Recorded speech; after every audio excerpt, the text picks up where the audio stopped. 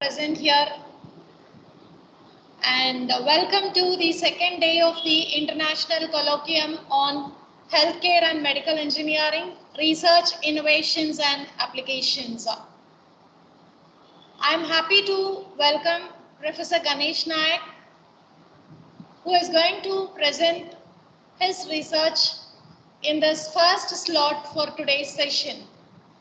Welcome you, Professor, and thank you for joining us today. I invite Professor Tamiselvi to introduce the professor and chair the session. Thank you. Good evening, everyone.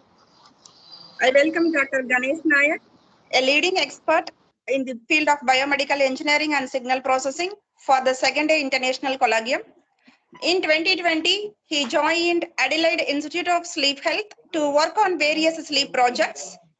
Prior to that, he held research and academic positions at Western Sydney University from 2017 to 20 and UTS from 2013 to 2017 respectively. He has an H index of 25 and his publications have been cited more than 2,500 times per index. He has edited 12 books, authored more than 140 papers in peer-reviewed journals and conferences. His current research interest lies in wearables for sleep studies and applying advanced signal processing techniques to pulse oximetry and cardiac data to find novel biomarkers for sleep studies. He has developed novel software tool Ground Truth for the identification of key features and artifacts within psychological signals with the aim of providing a simple means of assessing the performance of new sensors. He has also developed novel sleep and respiratory signal processing algorithms for wearables for a CRC project. Now I welcome you, sir, for your keynote address on detection of cardiorespiratory and sleep disordered breathing using Morphex sensor. Welcome you, sir, once again. Thank you. Thank you, Professor Jayanti and Professor Tamiselvi for introduction. Yeah, and thanks for this opportunity. And in today's presentation, I'm like to talk about novel approaches for detection of cardiorespiratory and sleep disorder breathing using Morphic sensors, which have been using for last 5 to 6 years. So let's first get started with the sleep tracking. We all know that the sleep is the main problem which causes basically driver fatigue, then insomnia, and so on. I'm not going in detail about the issues, but at the moment, the sleep tracking can be done basically mainly using the sleep labs, where the experts basically tell people to go under various tests, and then if they are diagnosed, and then then they recommend them to go through various sleep tests, and then they recommend therapy, right? So in this scenario, in the modern the technology has evolved thanks to Internet of Things and cloud.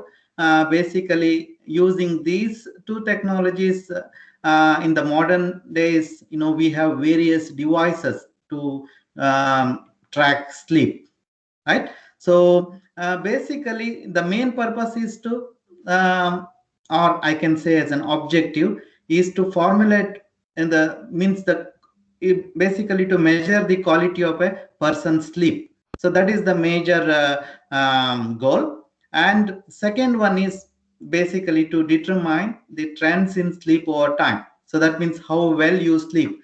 So you might have seen there are various apps these days available for both Android as well as the the Mac Apple devices, where basically if you download those apps, and then those apps basically will tell you how well you sleep and all, but none of them are basically they are not they are just as a functional devices, but not as used as a medical devices. So, but the world is moving towards the using these wearable devices for sleep tracking, and some are basically cleared or deemed as a medical devices, such as the TGA approval or an FDA approval. So in today's talk, I'm going to highlight a few of these devices, and then the one device which we developed using morphic sensors, and then also I'm going to talk about how those sleep parameters have been measured using those devices, and then finally I will talk about the how it can be integrated into the system, because currently we are doing lots of clinical studies at Adelaide Institute of Sleep Health, which is part of the Adelaide University's big medical school, and then we have dedicated sleep labs, and then there are various sleep experts, including the doctors, psychologists, and so on. So now coming to the sleep tracking. The sleep tracking, three things are very important in sleep tracking in terms of technology. One is the actigraphy. So actigraphy is nothing but it is in the form of an accelerometer, right? So basically it is used for body position, how day-to-day activities. That's also active, like you might have seen the Fitbits and so on. So they are all, or even the phone, mobile phone uses the inbuilt accelerometer. So that is the accelerometer or the actigraphy. It basically measures the user's activity, and it basically helps in sleep study. It basically helps in understanding and analyzing the sleep behavior of the users. So then the next technological devices are wearables. So this you all are familiar with this. That can be in the form of a bracelets or smartwatches. Like it can be an Apple, or it can be an Android, Samsung, Fitbit, Garmin. There are so many are there. So that's the wearables, right? So then there are non-wearables. They are becoming very they are becoming very popular as well, the non-wearables. So those non-wearables are mainly are in the form of a bed sensors. Okay, so basically the non-wearables are the one which basically the technology, or the clinicians, both the technological experts as well as the clinicians are pushing towards the bed sensors as an alternative for expensive sleep studies. Okay, so for example, here when we do the when we do proper sleep studies, then the patients comes in, and then the respiratory physicians or the doctors basically assess them, and then after the assessment, basic assessments, then they will go through. The assessment can be in the form of questionnaires, or it can be in the form of a overnight pulse oximetry study, and so on. So once they deemed as a patient, then basically they will go for an expensive sleep studies, where they do spend overnight sleep measurements using the pulse PSG, polysomnography, which basically polysomnography is nothing but it is basically combination of several sensors connected to the body to measure various sleep activities, which is in the form of an EEG, brain activities, then the EMG for muscle activities, ECG for cardiac activities, then the respiratory sensors, and so on. So that is the standard measure used for detecting the sleep quality or the sleep problems. But since they are very expensive, so nowadays there are these technologies, newer technologies are available in the form of a bed sensors. So these bed sensors are alternative to the expensive sleep studies, and some are basically clearing the the TGA approval, or the even the some pushing for the FDA approval as well. So some of the examples include Withings. Withings is a France-based company where we have collaborating with them now. So where they have the these bed sensors, which basically uses the ballistography technique to measure the various sleep activities. So that means these devices can be sent to the patients, and then they can do home studies, so which will be less expensive. So that means in future, basically, everyone is pushing for these non-wearables. So just to give you an idea about how the non-wearables works is, it can be basically, most of them are the mattress sensors, or it can be a wearable sensors, which is in the form of a t-shirt, which we developed, which I'm going to discuss next. And then the processing is basically, it collects the various data, then the data will be stored in the form of an SD card or in the cloud, and then basically it will be processed in the cloud, and then overnight data activity will be directly sent to the experts for evaluation. So that is the concept of these non-wearables. So next, I'm going to talk about, because before I'm going to talk about various these parameters, it would be good idea to basically explain, what are these parameters, or what are the vital sleep parameters. There are various parameters, but the important one of them are the respiratory rate. So the respiratory rate is very, very important, because sleep apnea or the sleep problem is nothing but it is we call it as the sleep disorder breathing. That means, basically the sleep apnea or the sleep issue happens because of the disorder breathing. So that for the respiratory rate, that means measuring how many times the person breathes per minute. So that's what it is measured. So the number of breaths a person takes per minute is the respiratory rate, which is very, very important for the the sleep studies. Then the respiratory effort. So as I said to you earlier, the sleep apnea is nothing but, or the sleep problem is nothing but there is a upper airway collapsibility. That means a person will have a difficult to breathe. That's what the snoring and then the sleep apnea and those issues are there. So in that scenario, basically the person will make an effort to breathe. So that's what the respiratory effort is also known as a breathing effort. So that means basically it involves a lot of energy activity of the respiratory muscles, so aimed at driving respiration. So we have seen that this respiratory effort during this COVID era, we have seen the use of ventilators and all. That is basically which provides the artificial breathing. So then the heart rate, yes, the heart rate and heart rate variability plays a role, especially with the sleep related to the diabetes and other problems. So we are all familiar with heart rate, which is again measured as a beats per minute. It's number of heartbeats, in a minute. So then the respiratory rate variability is nothing but it is then how these beats are varied over the time interval. So we basically measured it as a RR interval, right? So then the sleep apnea. So the sleep apnea is nothing but it's a serious sleep disorder in which basically breathing repeatedly stops and starts. So in this sleep apnea, there are three types. One is basically obstructive apnea, where the airway completely collapses for 10 seconds or more. So then next one is the central apnea, where that's a partial collapse of the upper airway. And then the third one is the mixed apnea, which can be a combination of these two.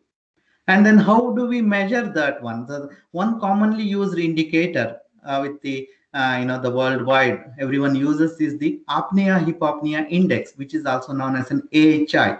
So AHI is nothing but in an hour how many times a person has a apnea, hypopnea, or a mixed apnea. So that is basically calculated as an AHI, and then 0 to 5 as an AHI is considered as a normal, normal breathing, and then 5 to 10 is a mild sleep apnea, and then 10 and above, and then goes with the moderate, and then the 15 and above is considered as the severe, and so on, right? So then nowadays, lots of research is going on to measure the alternative to the AHI. So that means there are lots of research going on to even we are conducting the research to basically to come up with a new technique to measure the alternative to the AHI. So then the body position plays an important role as well. So basically, how we sleep, whether we sleep in a supine position or the sideways, and so on. So that means for a technological perspective. So that means when we have a technological device, okay. So because why I'm talking about these parameters is when we develop, when a company or some researchers develop a technological device. So then basically the device should at least have a capability to measure at least these parameters. Okay, so that's what next few slides I'm going to talk about the one technology which we developed. It's an alternative to the ballistography, because the ballistography, there are several devices using the ballistography which is under mattress sensors, but ours is an alternative to that, which basically uses the morphic sensors. So first I'm going to talk about the morphic sensors. So what are the morphic sensors? So basically the morphic sensors are not new. They are an electroresistive sensors. They have been people have been using that for various robotics and the even in mechanical engineering and all, to measure the displacement and force. So but in few years ago, Western Sydney University researchers basically developed these sensors for sleep project. So which is in the form of a T-shirt. So basically this electroresistive band, the idea was the main idea was basically to when we breathe, that means to have a 3 sensors embedded in the form of a T-shirt, where this electroresistive band sits on the upper chest, one on the lower chest, and one on the abdomen. So basically, which the main aim was to basically, when a person breathes in and breathes out, that means inspiration and expiration. So basically these bands basically stretch out and then stretch in and stretch out. So that was the simple concept was used. So basically that project, I joined that project because I did not involve in the hardware development, but I joined this team to develop various, because one of the major challenge was to develop novel algorithms to match with the gold standard, that is the polysomnography. So that means it's when I joined this project, everything was very new, because we had no idea about how these devices will measure the cardiac activities and the respiratory activities and so on. So this is the concept of the project. Basically, this was a 10 million budget project which was funded by the Australian government, and then the various the universities were involved. But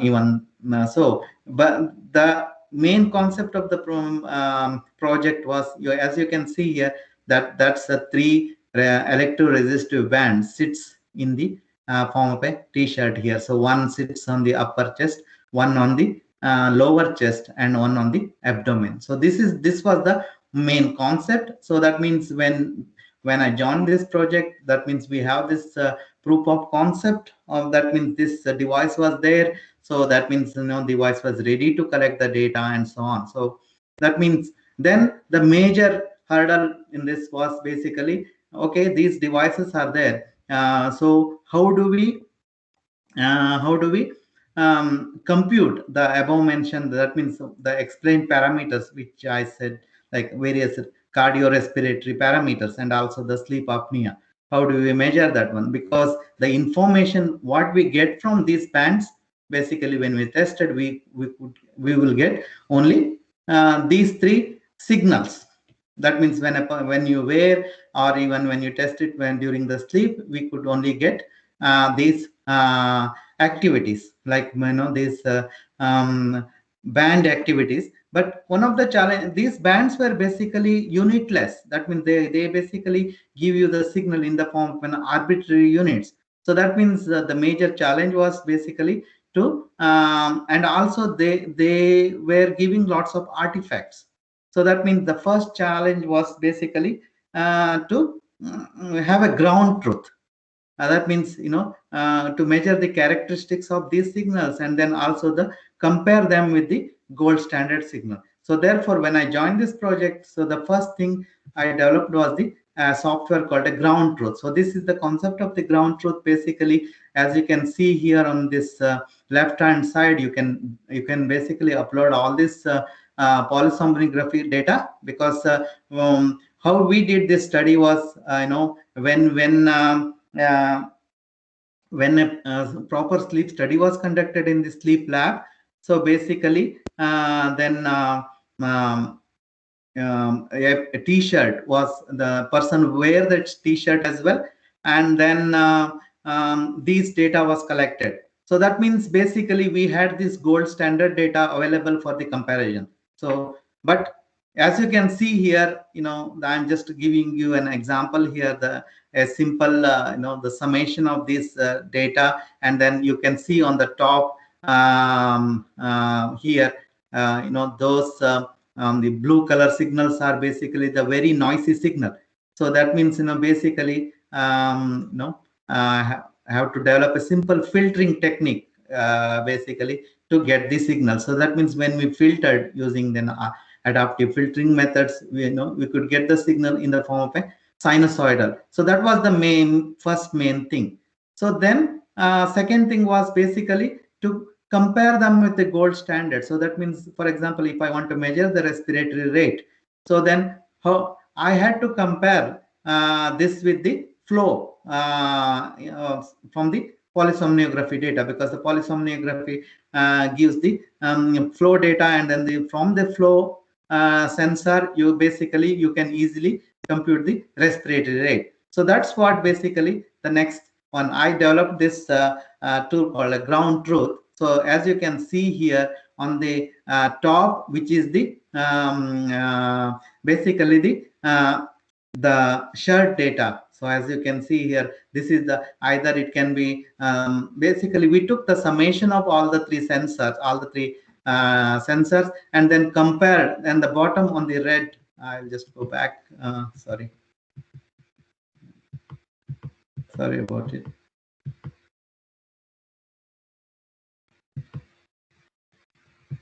Yeah, so basically on the top you can see that the blue signal is the summation of the band signal, and on the bottom it is basically the polysomnography data, so which is basically very clean. And on the third panel you see that when basically we load these data, so then basically I had to find out the ground truth. So that means how can we get the optimal respiratory rate using the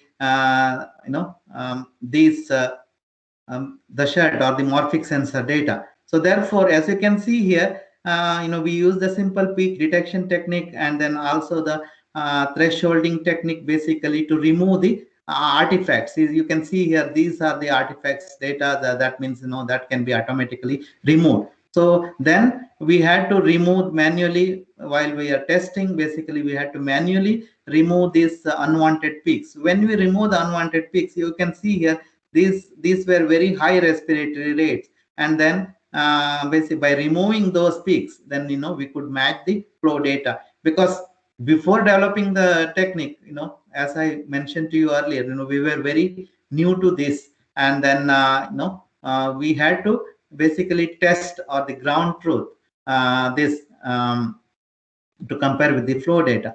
So then again, this is you can see here, this is the respiratory when data, that was some data were very bad, and then then when we use the ground truth, the signals were looked very clean. And then on the third panel you can see that those respiratory rates of the bands, they were matching with the flow data as well. So then this is, I'm just presenting because later we developed various techniques. I'm not going in detail about these techniques and all, because some are because this is into the commercial and in the production stage and all. We are embedding these algorithms into the those sensors, and then currently we are testing. We are doing the clinical study as well. So basically, we have developed the 4 different algorithms here. The one is using the peak detection, and another then another using the valley, that means the negative peak. Then we developed another method called auto gain control. So that is the novel technique based on the moving standard deviation method, and then using the delay test as well. So then this is the flow, because this is the ground truth on the right hand side. So using the same techniques they were measured. Then as you can see here, they were basically matching. You can see that the mean in a nutshell, the mean of the ground truth, this one was 15.72 breaths per minute, and then whereas the flow was 15.73. So that means basically that was the first achievement, that as I can say, because first thing was we have to get the respiratory rate accurate. So once we get that one, the next thing was basically how do we measure the effort, right? Because I told you again, the effort is the one basically, the way the person makes it's increased effort. Person makes an increased effort to breathe during the sleep apnea. So therefore, again, we in this scenario, what we did was, if you look at the sensor, our sensors, one sit on the upper chest, one on the middle, and then one on the bottom, the abdomen. Basically, using the top sensor and then the bottom sensor, basically, we could basically, if you consider those 2 signals, and then there are signal processing methods, or in the literature suggests that whenever there was the phase shift, 180-degree phase shift, 90-degree phase shift, then that basically for 10 seconds or more, that indicates the respiratory effort. So we used those as a standard, and then again we developed a method to basically compute the respiratory effort.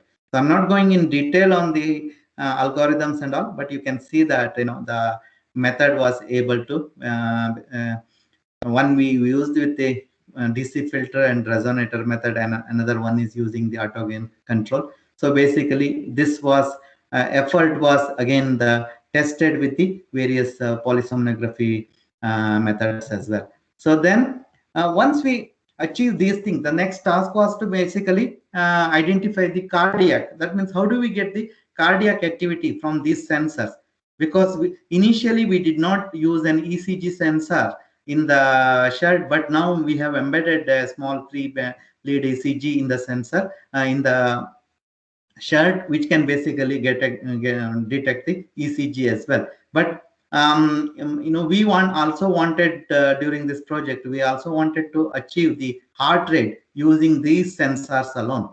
So that means, and again we developed the algorithm. So we can I can show you in the next slide. So this is how this is the red signal is the ECG signal which was obtained from the overnight sleep study, and then the this green signal is the basically the peaks are peaks detected here using our technique are basically matched with the RR interval of the R peaks of the ECG.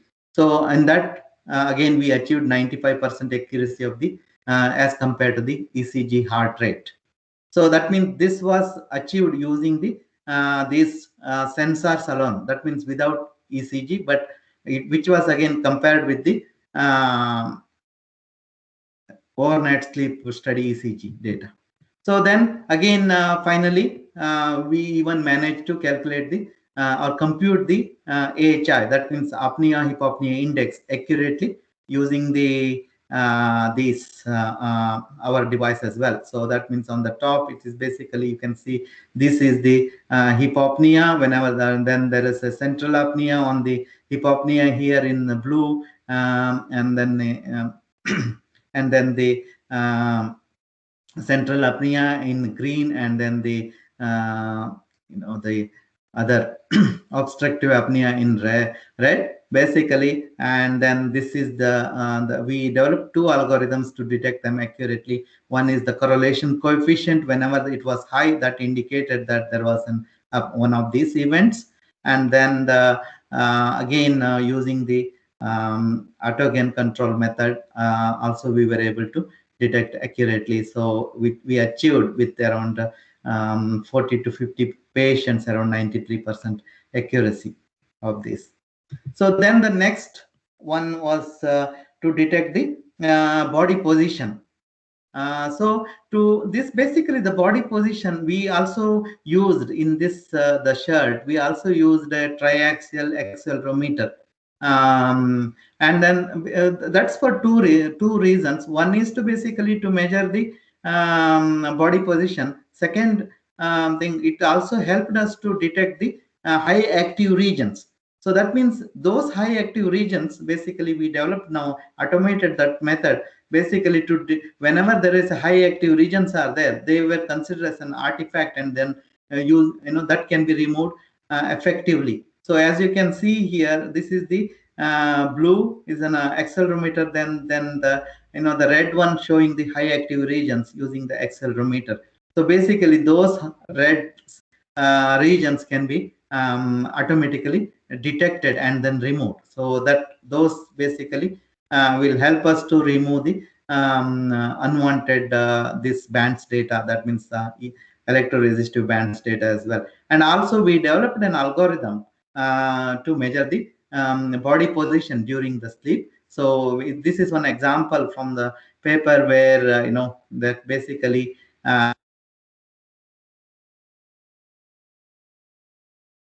57% was the face down, and then the left 7%, supine was 12%, and right was 20%. So this is basically we are using this method to detect the body position as well, how well you sleep and so on. So these kind of algorithms basically they use in the wearable devices these days to see. That means all these tracking devices what we use, basically they use these methods, one of these techniques basically to detect how well you sleep.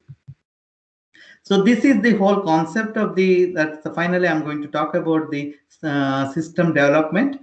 So this is how the shirt is there. So this is the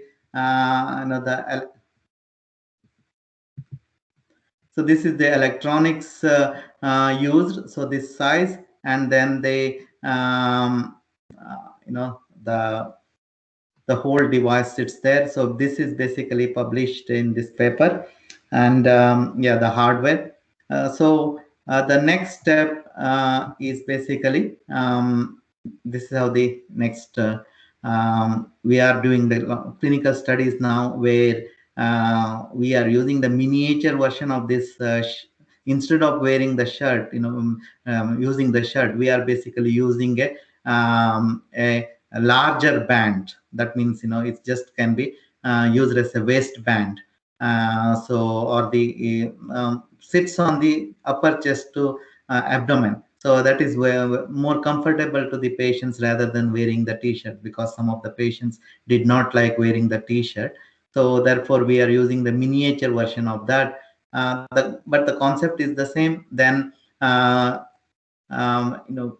are the apps which basically develops which basically do the real-time monitoring, and then the data will be stored in a SD card, and then it will be basically transferred.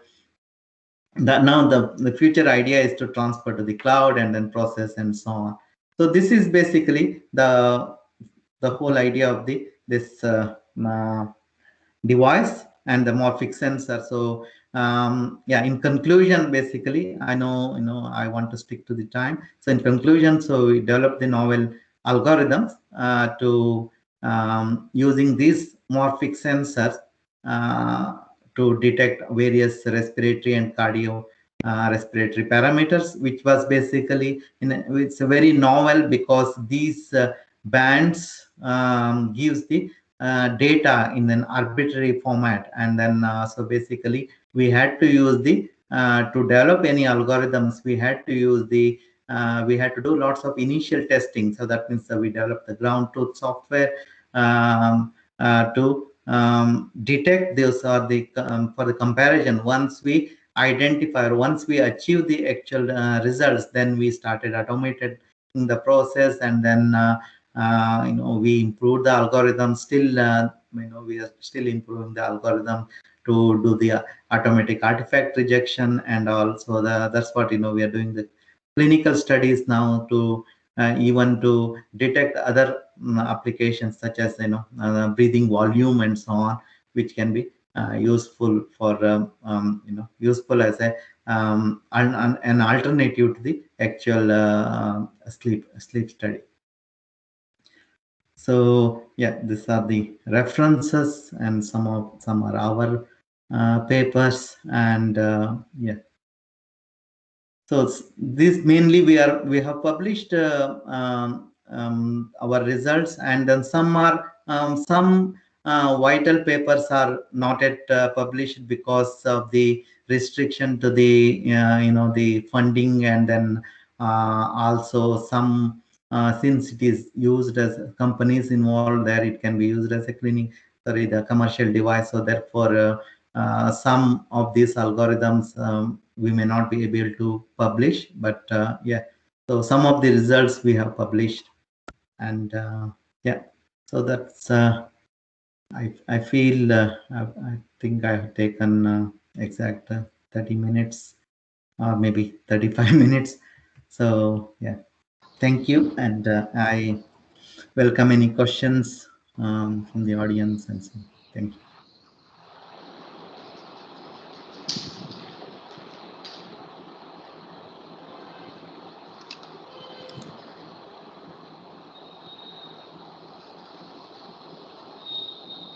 Do you have any questions, participants?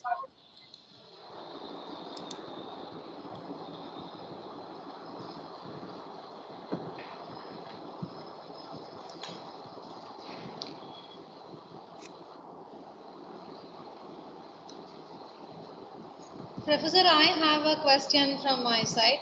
Mhm. Wearing this jacket-like thing, will it be comfortable? Yeah, so that's what I told you when we did these pilot studies before. Basically, we were using it as a T-shirt, but the patients, T-shirt with the various sizes. But some of the patients, because they had to wear, when they go for overnight sleep studies, they basically wear lots of sensors like flow sensors, ECG, EEG, even sometimes the masks as well. So therefore they were basically a bit uncomfortable. Some were using this t-shirt, so then because with sleeves and all, so then now we have come up with the miniature version of this. That means basically it will use as as a waistband. So that means it will have a just a waistband sits on the body, so that is a bit comfortable for the patients, because they don't need to wear that as in the form of a t-shirt coming up to the neck or the sleeve and so on.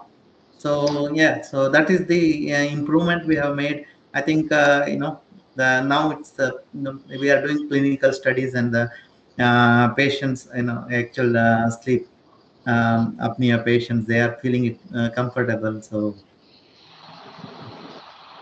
Thank you, Professor.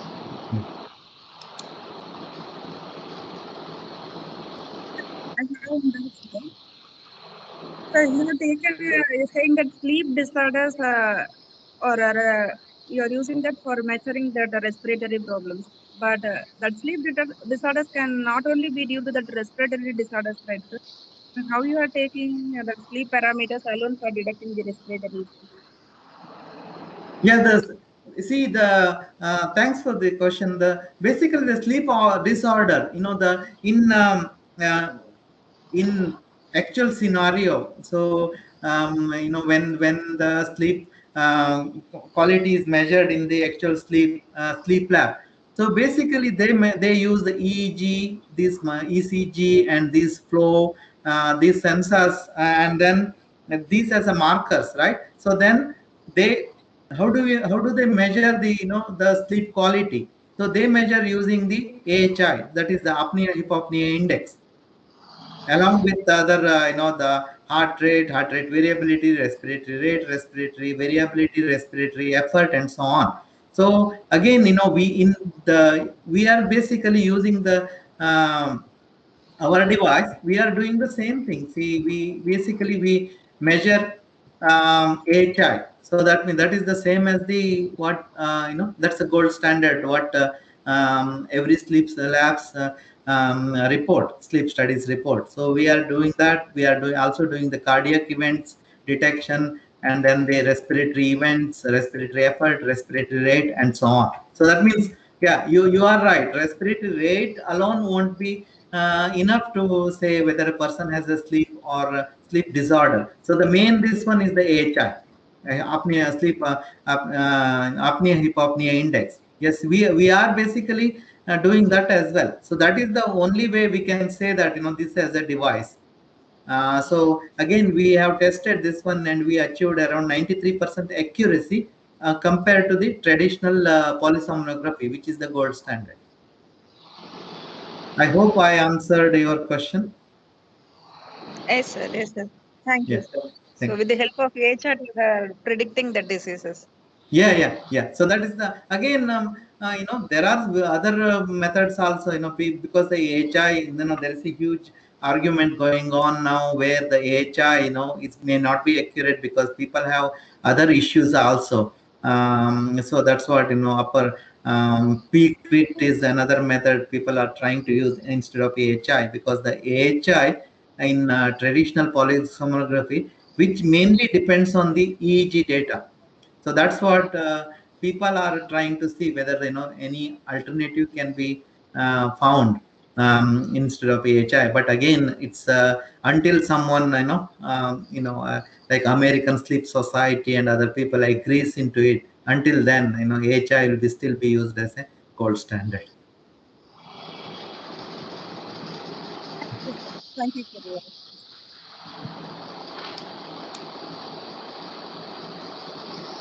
Thank you, Professor Ganesh Nayak, for your presentation and your discussion time with us. Thanks a Yeah. lot from IEEE EMBS Madras section and KS Rangasamy College of Technology for joining us with this event and presenting your research. Thank you. Thank you very much. Yeah. Thank you so much. Thanks. And now it's time for the second session, and Dr. Michael Fu, I think we are delayed by 8 minutes, and I'm really sorry for that, making you wait. I welcome you on behalf of IEEE EMBS Madras section and KS Rangasamy College of Technology. This session will be chaired by Professor Mr. K. Raghuvaran, and I request him to introduce Dr. Michael Fu and take the session forward. Thank you. Thank you, ma'am.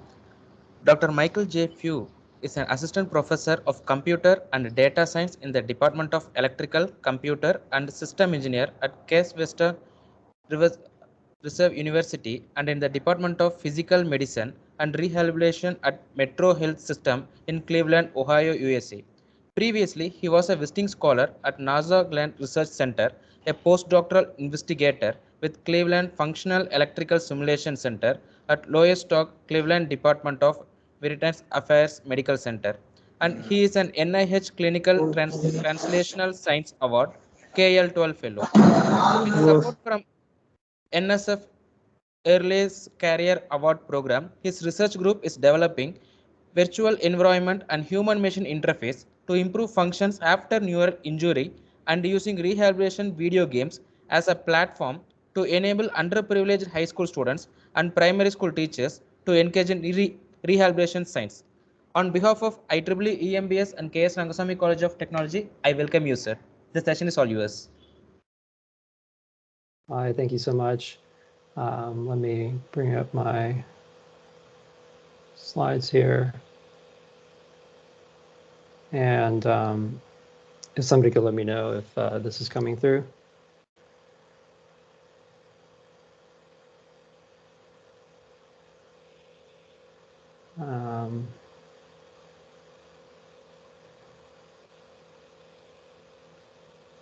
Can everybody see my slides? Yes, sir. Okay, great. So thanks so much for having me. This is really an honor. And thanks for the great introduction as well. So I think all these titles have already been read out. So I'll just get right into it and explain, why is somebody like me who doesn't really have a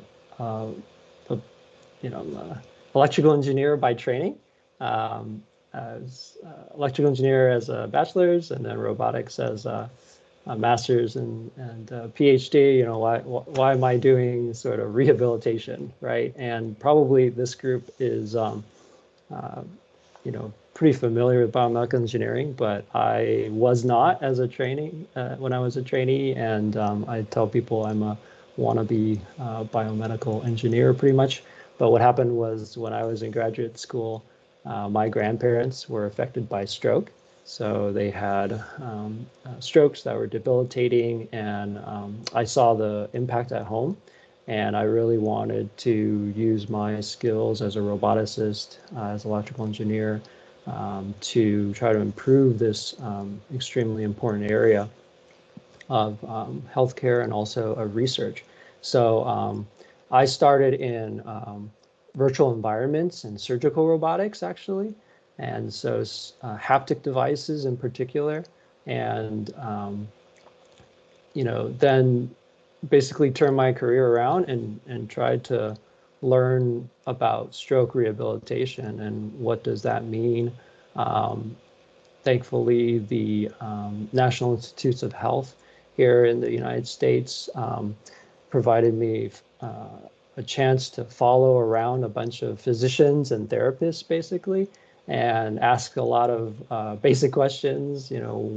What is stroke? How do you care for it?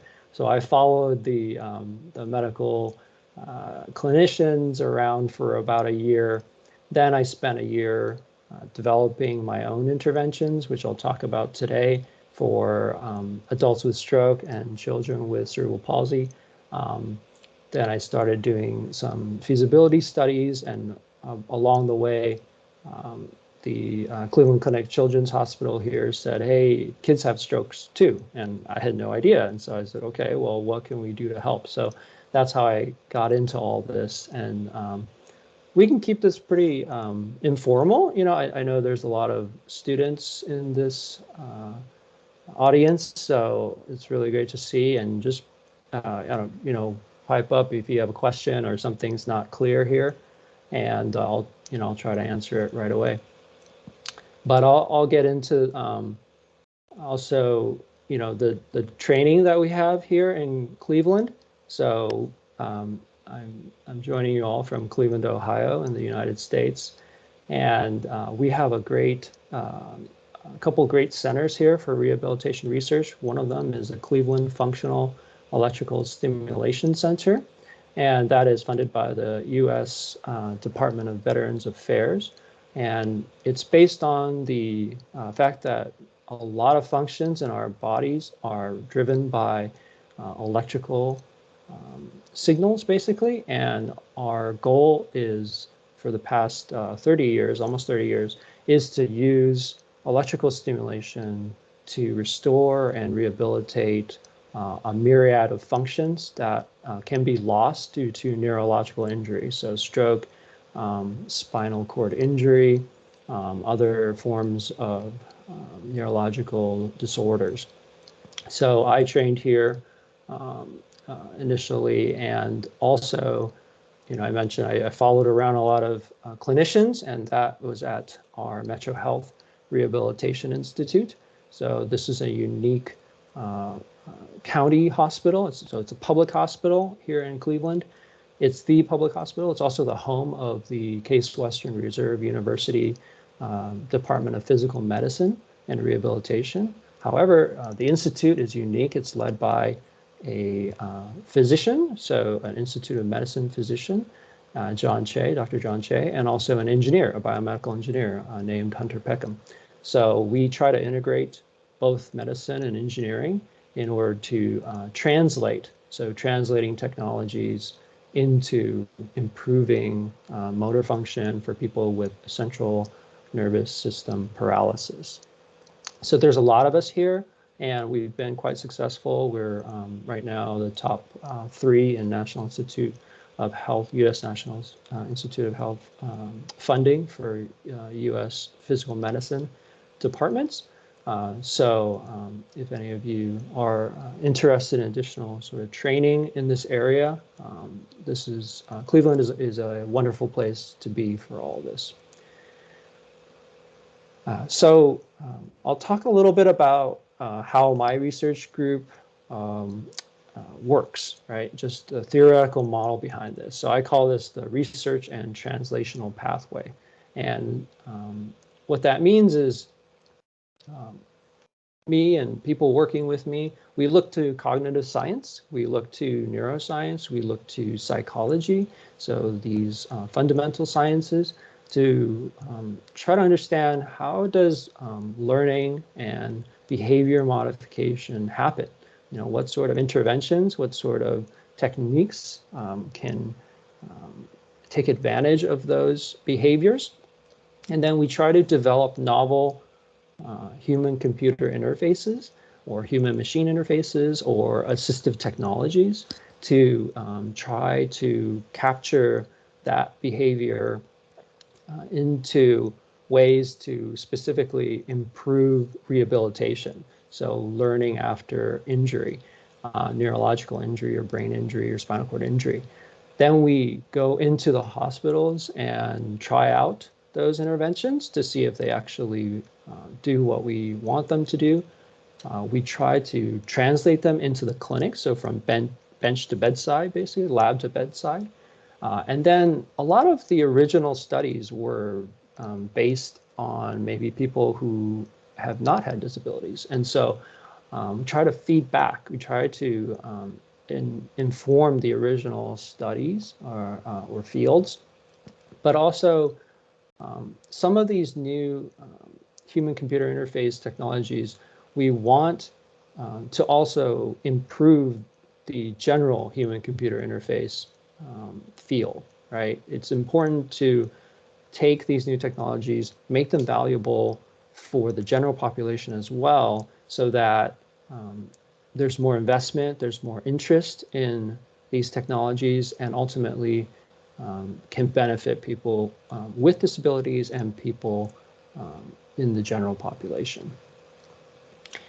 So hopefully I'll go through an example of this if it's not totally clear, and you can see what I mean by this sort of a translational pathway, okay? Any questions before I move on from this? All right. Well, if you think of any, you can go ahead and raise your hand. So an example of how this pathway works, you know, we do many things in my group, but I'll just focus on the improvement of motor learning with functional electrical stimulation and video games. Motor learning means either a child with cerebral palsy who needs to learn new skills, or an adult who has had stroke. Sometimes that's called motor relearning because some movement was lost, and so it's a relearning of some sort of movement. And as I get into this, you know, my disclosures are my funding sources. So we have funding from Pedal with Pete Foundation for Cerebral Palsy Research, the U.S. Department of Veterans Affairs already mentioned. We have funding from the U.S. FDA and the New England Pediatric Device Consortium, National Institutes of Health in the U.S., and this technology that I'm going to talk about has been licensed by Synapse Biomedical, which is a company here in the U.S. So how does rehabilitation typically work? So if you, maybe many of you have gone and seen a therapy gym or sometimes it's called physiotherapy or occupational therapy.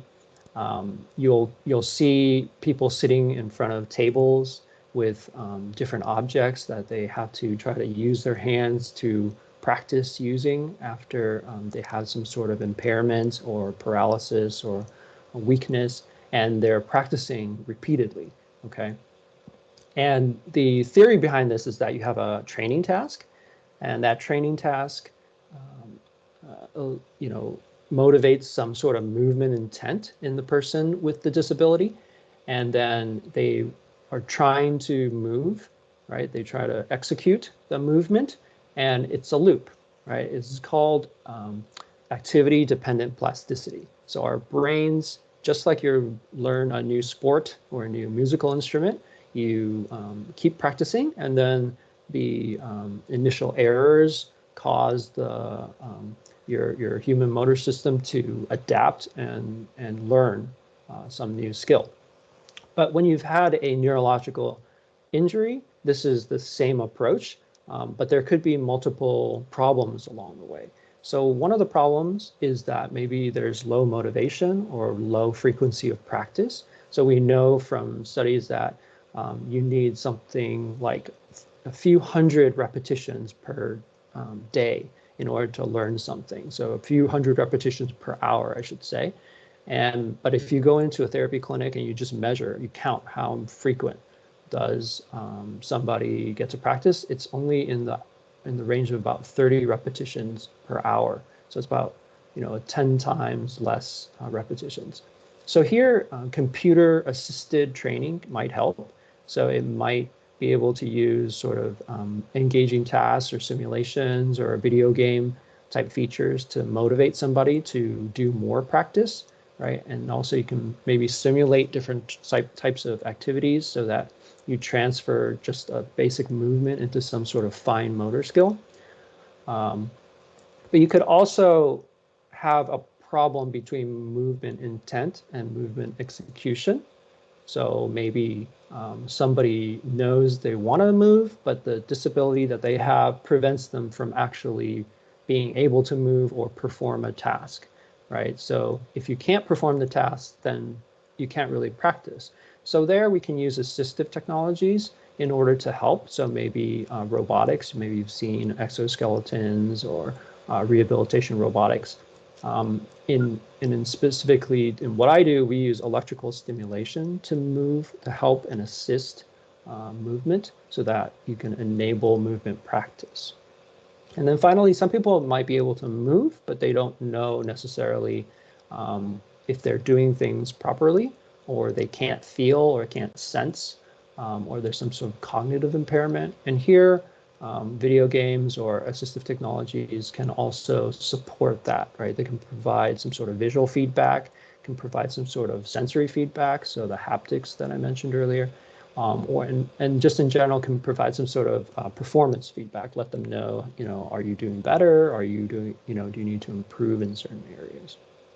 So this is the general theoretical neuroplasticity model for activity-dependent learning, motor learning, okay? So if you kind of focus on the clinical problem, though, and some of us maybe haven't seen what stroke or cerebral palsy does, so I'll talk a little bit about that. Basically, hemiplegia means paralysis or weakness on one side of the body. So typically it's one hand or one leg, one limb, and it affects approximately a fourth to a third of people who have had stroke or kids with cerebral palsy. So basically pediatric stroke or adult stroke. And this is a pretty large problem worldwide. In the United States, about 200,000 people are affected every single year by hemiplegia, either from stroke or cerebral palsy. And the main issue is most people nowadays do survive the initial stroke. And so this becomes a lifelong impairment. So these are top causes for lifelong disability, right? And that's really the biggest significance of this problem. When you don't use the paretic hand or the weak hand, then you could get pain, you could get contractures, and it causes lifelong disability. And for children, that's especially important because the cost of caring for a child with this sort of hemiplegia is 10 to 20 times more than a typically developing child.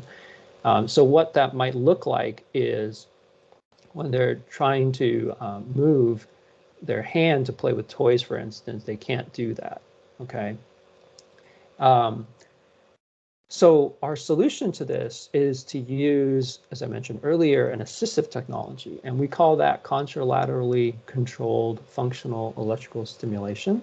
And we combined it with hand therapy video games. So we designed a series of video games that are engaging. They require skill, they target motor skills, fine motor skills. They're intuitive to play. They have adaptive difficulty, and meaning whatever the person is able to move, they can play these games. And they match physical movements or virtual movement. And then they can get assistance moving their weak limb using electrical stimulation. So these are surface electrodes, and you just attach them to the muscles. In this case, most people have difficulty opening their hands, so the finger extensors are weak. So we apply that to the finger extensors, and then they have a sensor glove on the less impaired hand. So it's like a volume switch. So I'll show how that works. This is the system on a child, but it's similar for adults as well. So hopefully you can see the video. So the child's opening their stronger hand, and then stimulation is opening their weaker hand. He calls this his Jedi mind trick. So he's controlling the weaker hand with the stronger hand. So here they're using it to open and grasp and then release an object, and they can use it to play the video games. And the video games are only tracking the weak hand, and opening and closing that hand helps them open. And then the video games focus on different motor tasks. So here's a tracking task. So that's very fine control, continuous movement, and you're supposed to use its cursor to trace that track. But the therapist can adjust that track because it's all custom. They can make it this kind of wider track. So you'll, or you can make the cursor larger so it's adapts to the ability of the person. So here you see the track getting bigger here. And there's a song playing as they do this.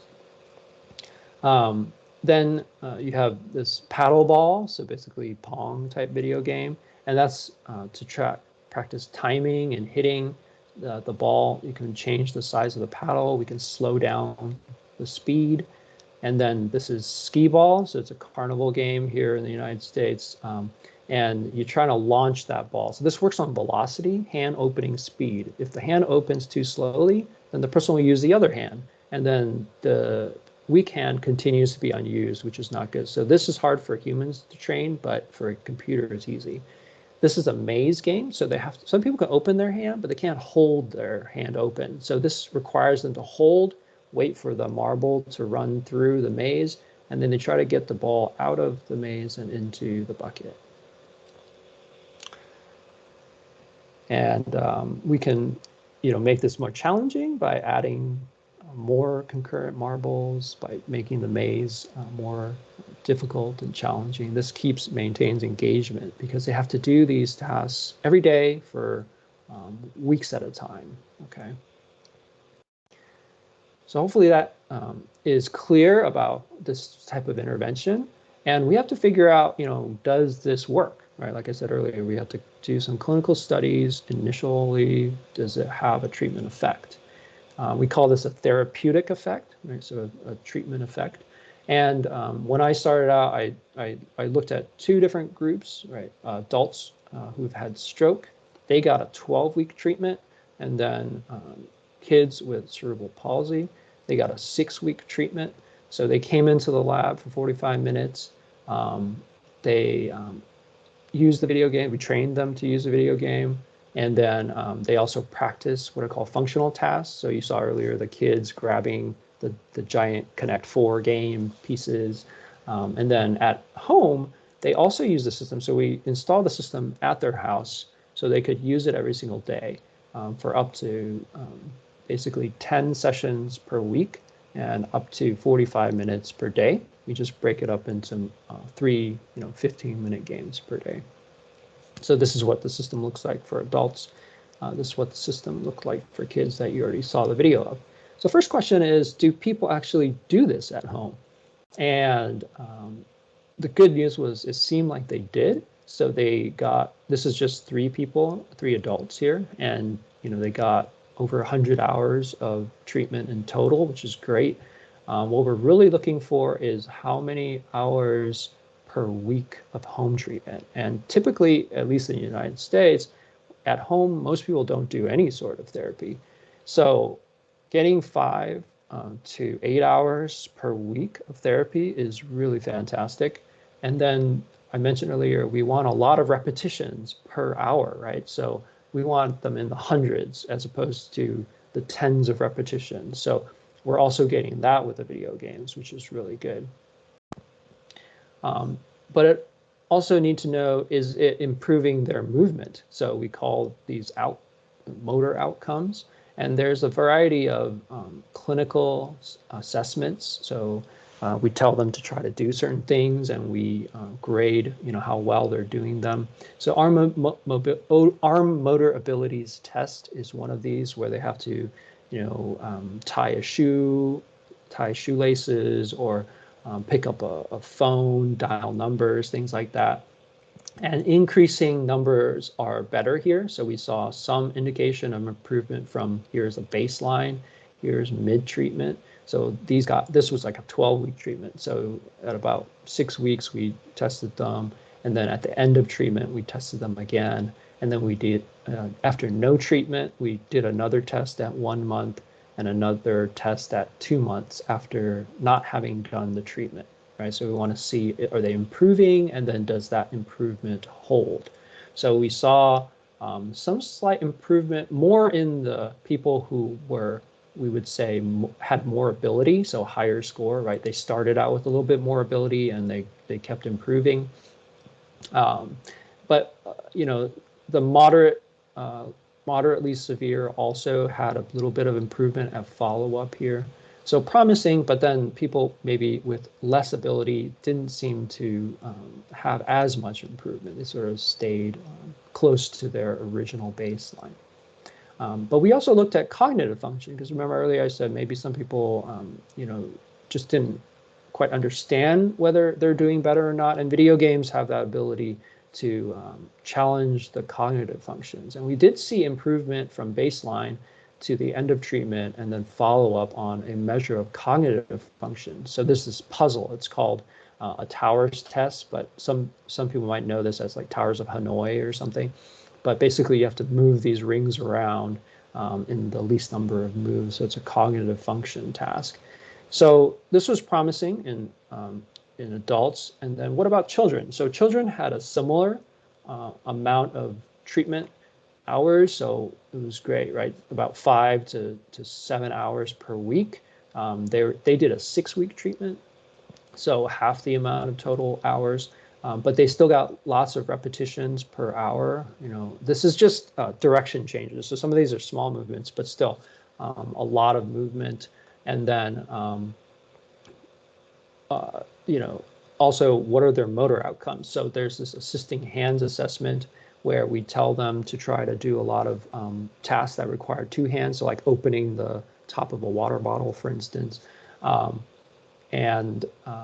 You see that they improved from baseline to end of treatment here, so that's 6 weeks. And then we have 4 weeks where they're not doing the treatment, and they held, so the 2 children who had maybe more moderate, this is out of 100 points max, so sort of moderate impairment, they improved a little bit more, whereas the child with less ability improved, but then when they didn't have the assistive technology, they maybe didn't do the task as much at home, and then they kind of regressed back to their baseline.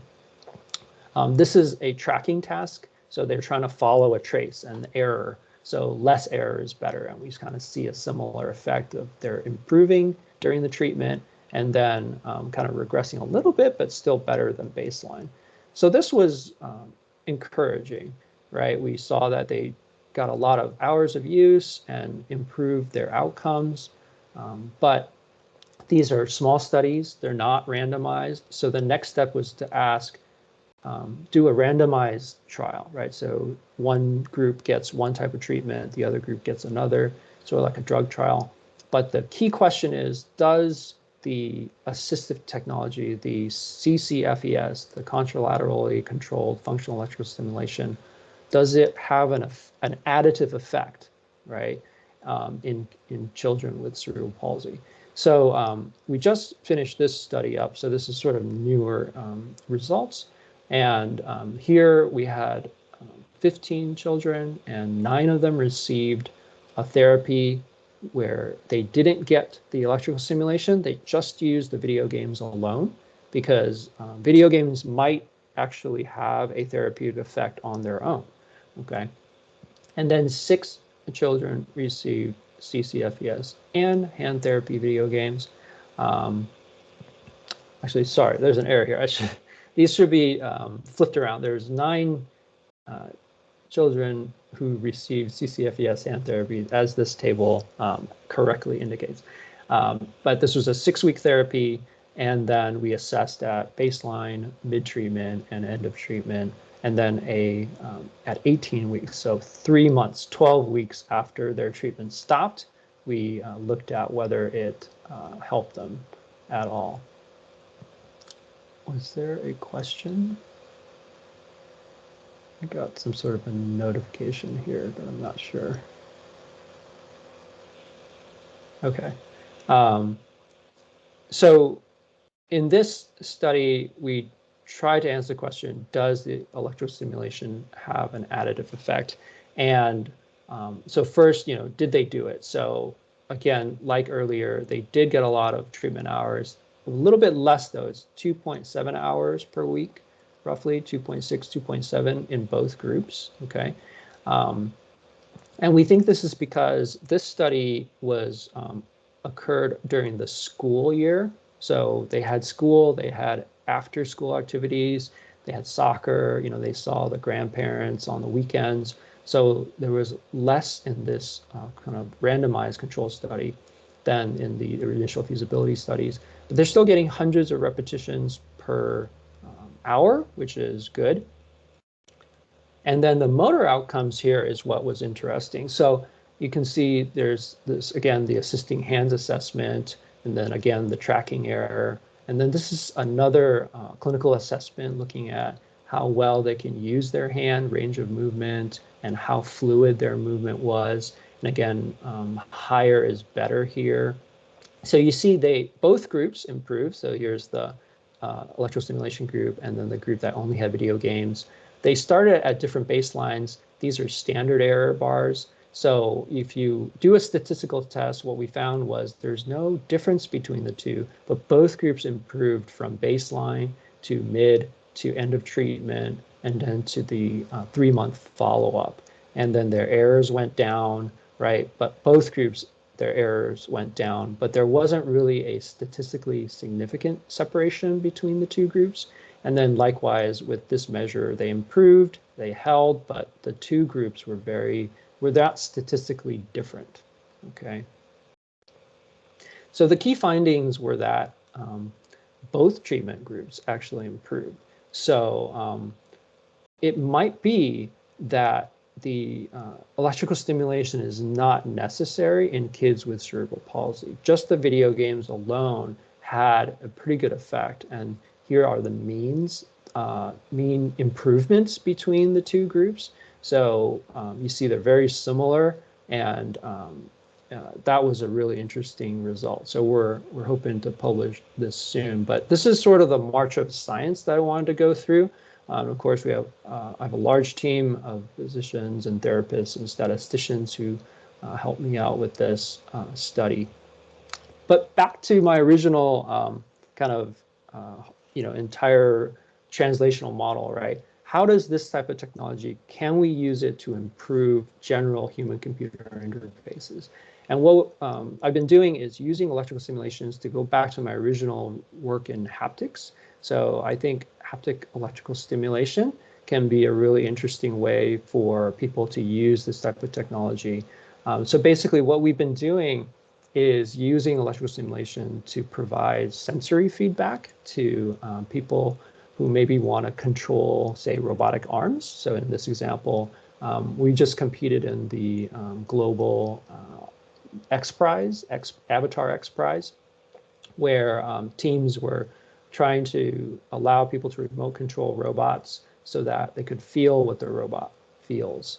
This is in collaboration with University of California, Los Angeles, UCLA, and Hello Robot, which supported our access to these robotic platforms. Another use for it is in virtual environments. So here is a video of a group, our public broadcasting network here. This individual, this journalist has a prosthetic device. And here in Cleveland, we've been using electrical simulation to provide sensory feedback from prosthetics so that they can, when they squeeze in an egg, they can feel it. But we instead use electrical stimulation to the hands so that when you're in virtual reality and you touch something, that we can basically feel what the person's touching. So you'll see in this video, we're asking the journalist to try to pop some bubbles, turn some bubbles, and if different colors, if they touch it lightly, it'll be green. If they touch it too hard, it'll turn red. And without stimulation, they're all red. But when we turn the stimulation on, then he can more easily feel the bubbles and then be able to turn them green much more easily. We've been applying that to robotics now, and so we just competed in the semifinals of the Global X Prize competition, and this is the team that we're working with, and we can, basically allow a human operator to control this robot and then feel what the robot hand is touching. So thank you very much for giving me the opportunity to speak to you all, and I'll be glad to answer any questions. Participants can unmute your mic and raise your questions.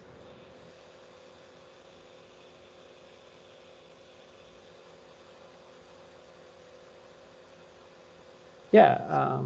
Yeah. Hello. Thank you, Dr. Fu, for a great talk. Just a follow-up question. So you mentioned the emphasis in the early part of the talk. You mentioned the emphasis now on more home-based exercise and physical therapy modules to help increase the engagement.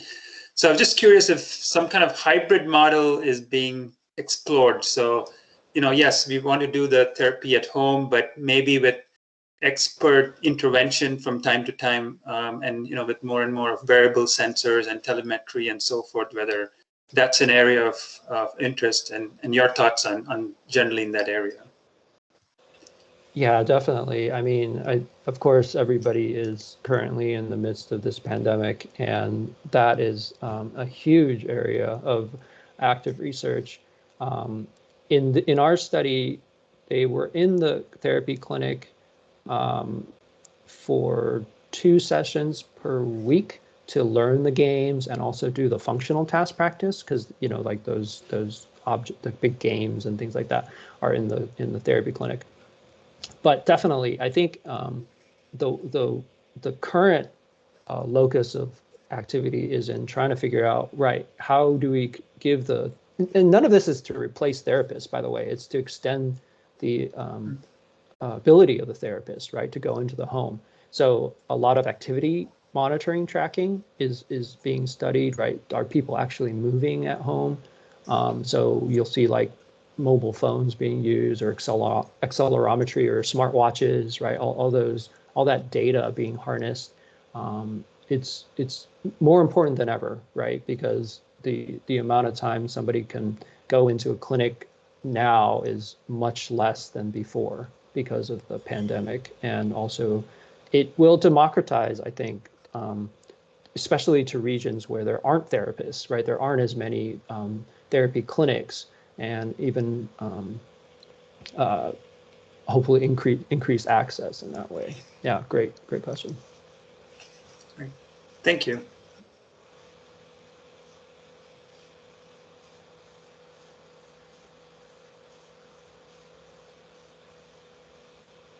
Any other questions?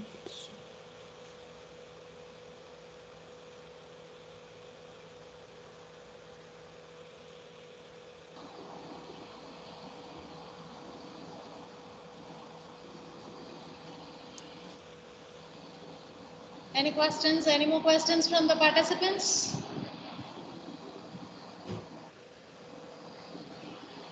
Okay. Hopefully it's because I was clear, and feel free to reach out if you Let's do take have it that questions. way.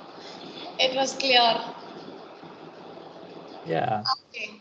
So I thank Dr. Michael Fu on behalf of IEEE EMBS Madras section and KS Rangasamy College of Technology for presenting this and being with us here.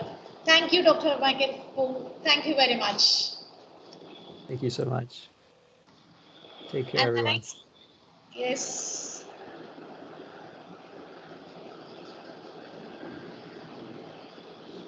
The next session for today is Professor Ajay Anand, and I would like to introduce him. Ajay Anand is Associate Professor and Deputy Director of the Georgian Institute for Data Science at the University of Rochester since 2017. He received his MS degree in Biomedical Engineering from the University of Texas Southwestern Medical Center, Dallas, Texas in 2000, and MS and PhD degrees in Electrical Engineering from the University of Washington, Seattle in 2003 and 2005 respectively. Prior to joining the University of Rochester, Ajay was with Philips Research North America in Briarcliff Manor, New York from 2005 to 2015 as a senior research scientist and technical project leader in the Medical Ultrasound Imaging and Therapy Group. And then with Castream Health from 2015 to 2017 as technical project manager for their commercial ultrasound imaging platform. During 2011, Ajay was a visiting scientist at Philips Research Asia, Bangalore, working on novel ultrasound solutions for low-resource settings to monitor maternal and fetal well-being. He currently serves as a principal investigator on a multi-layer NSF-funded training program aimed at expanding research opportunities for undergraduate students in interdisciplinary areas within data science. His research interests include healthcare data analytics, biomedical signal processing, and biomedical instrumentation. I welcome you, Professor Ajay Anand, on behalf of IEEE EMBS Madras section and KS Rangasamy College of Technology. The session is all yours.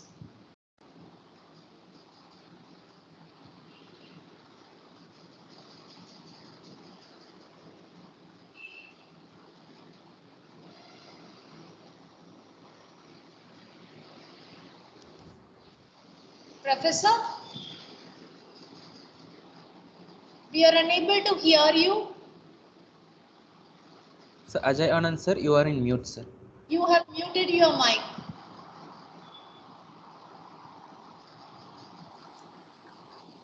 Yeah, how is it now? Is that better? Yeah, that's correct. But the presentation has disappeared now. Yeah. Let me start that. Okay.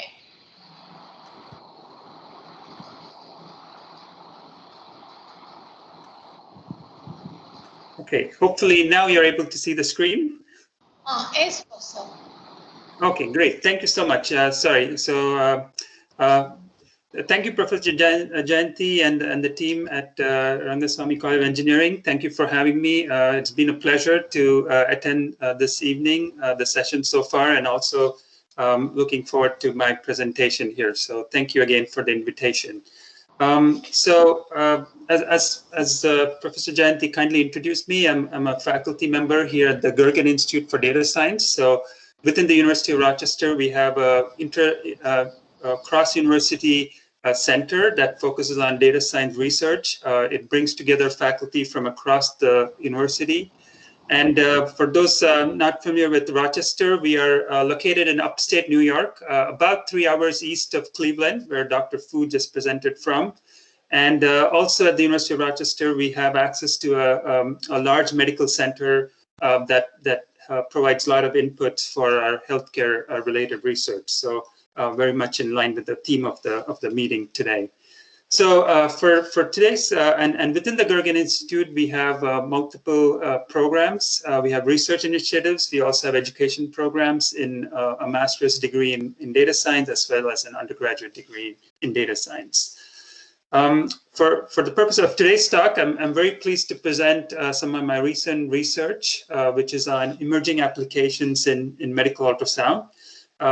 As was kindly introduced, I've been involved with medical ultrasound research for many years in multiple settings, and so very pleased to present a summary of that work. So in terms of outline of the talk, I'll focus on two main areas, and I'll lead in with an introduction to those areas. And in the same spirit as Dr. Fu presented earlier, happy to keep this informal. So if there are any questions, as they come up, please feel free to bring those up. And I'm looking forward to an interactive session.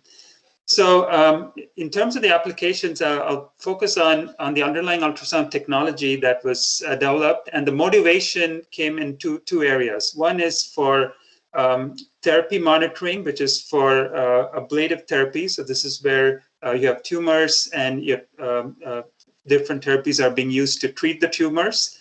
And the role that ultrasound can play both in delivering the therapy as well as monitoring the therapy. So I'll focus on that. And then more in the mainstream of how ultrasound is used, it's used in diagnostic applications, specifically to measure different parameters within the body. And there's a big role that automated techniques, especially with the advent of AI and machine learning, that can play a big role in this process. So I'll cover that as well. Since my talk will cover ultrasound to a large extent, I thought it would be helpful to start with the overview or just a background on how ultrasound works. And so here's a slide that shows essentially the principle of ultrasound imaging. So essentially what you have is an ultrasound sensor. It transmits an acoustic wave into the object. In this case, it would be the human body, where we're trying to make measurements or create images. So the acoustic wave interacts with the body. It gets reflected. And it's this reflected wave which is measured by the ultrasound sensor. And then it's processed using signal processing, image processing techniques in order to render an image. There are a couple of different ways the ultrasound signal or the acoustic wave interacts. So you can have reflection, you can have refraction. So not all of the energy is reflected. Some of it gets refracted and propagates through into the tissue. You can also have scattering, depending on, you can have scattering, and the scattering can have different forms. It could be scattering in all directions or in certain directions. And this again depends on the size of the scatterer, the relative size of the scatterer, or in this case, if you're doing flow imaging in the blood vessels, it would be the red blood cell size compared to the wavelength of the ultrasound. It's very fascinating, and just based on this basic principle, ultrasound has become a very important tool in clinical practice today. So on the bottom row, what I'm showing is just different renditions, different versions of ultrasound systems. So the large cart-based systems is what you see in radiology departments, cardiology departments in hospitals. And then over time, ultrasound has, with the advent in miniaturization, in electronics, chip design, and so forth, we are able to now miniaturize these devices, right? So now increasingly you see ultrasound in other parts of the hospital. You see it in emergency departments. You see it in vascular departments and outpatient departments as well. And more recently, the form factors have become so small that the ultrasound can be embedded on smartphones and mobile devices as well. So again, just as a refresher, or just to provide a background for ultrasound. So you have the ultrasound sensor, it's sending out the ultrasound wave. There are scatterers in the body which reflect the ultrasound. And then depending on the size of the scatterers, you actually get a reflected signal where the amplitude of the signal is directly related to the intensity of these scatterers. Right, so this is essentially the signal that we work with, and this is where all the signal processing and data analysis comes in.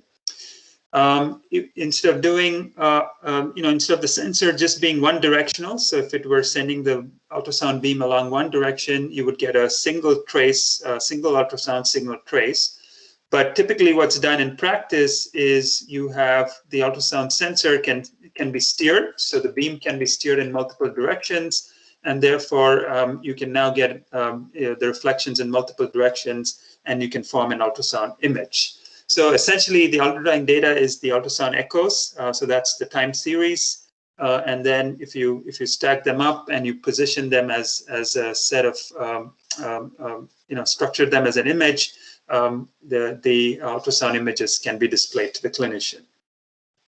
So as a result of this, ultrasound is being used for a variety of clinical applications, and there's just depending on the kind of signal processing and image processing that is applied to the ultrasound reflections, you can have different types of images rendered.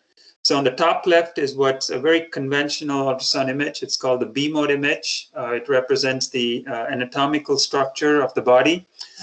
So this is actually an abdominal image, and you can see some of the blood vessels typically in grayscale. So typically a sort of a grayscale mode.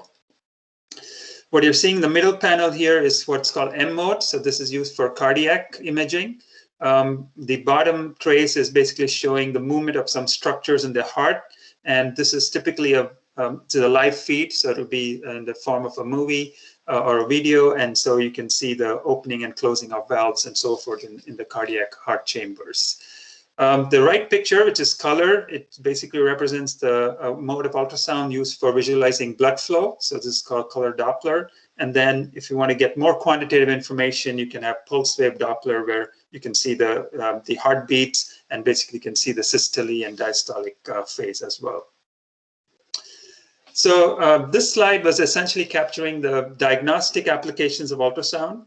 More recently, ultrasound has found multiple applications in ablative therapy. So let me explain what ablation means and what therapy means, and also what therapy monitoring refers to. So in the case of tumor treatments, so there are treatments for cancer where there's a tumor that's being treated.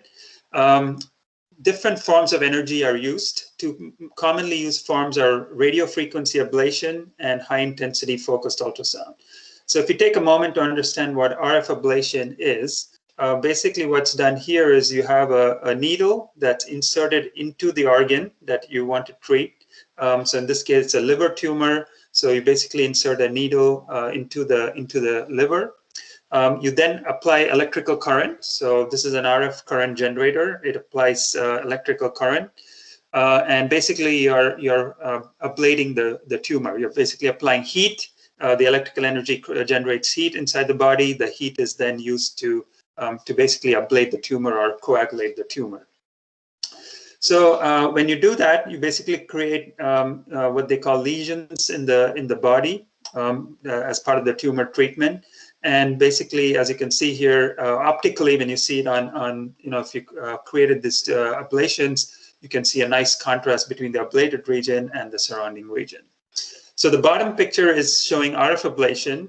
More recently, ultrasound at higher power has also been used for ablation. And what you see here is basically you have an ultrasound beam. It's a high power beam, and that also can induce heat in order to ablate the tumor. So it turns out that RF ablation is very commonly used in the clinic. Clinicians use this for tumor treatments on a regular basis.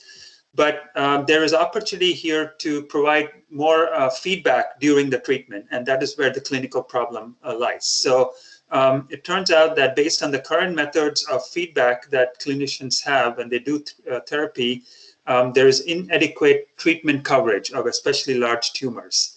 This in turn can lead to recurrence rates. So essentially, even though you have treated the tumor using heat energy, after some time, the tumors relapse or reoccur. And so, finding effective ways to prevent the relapse is of great interest.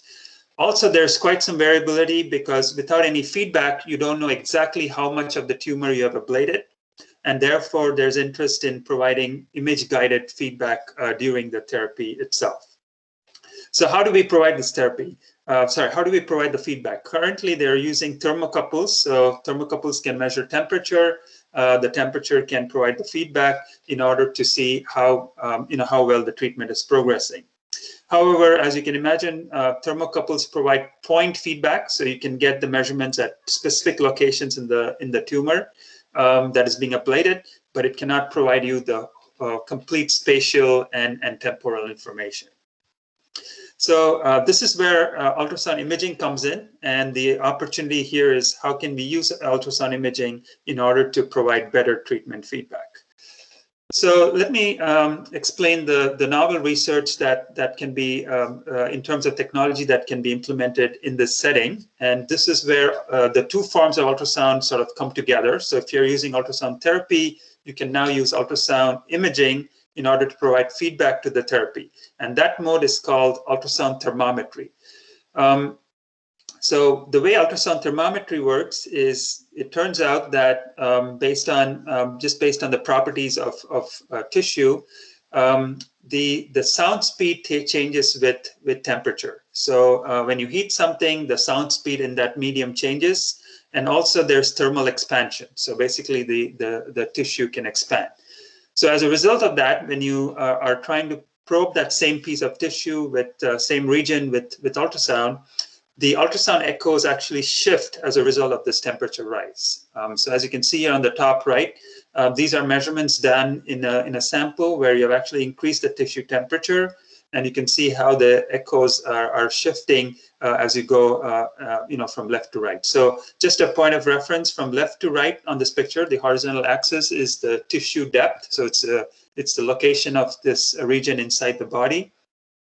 And so essentially the feeling is as you're increasing the temperature, the ultrasound echoes come closer and closer towards the surface of the sensor. So the bottom right plot shows you the relationship between sound speed and temperature, and this is essentially what we are exploiting. So the technical challenge that also has to be overcome, and I refer to the bottom right plot again, is you can see there's a linear relationship in the lower temperature range, but after that there's a non-monotonic relationship, right? So you can see how the sound speed versus temperature plateaus, and then it essentially goes down. So the question for the challenge for implementing ultrasound thermometry is also how do we overcome this relationship, this nonlinear relationship.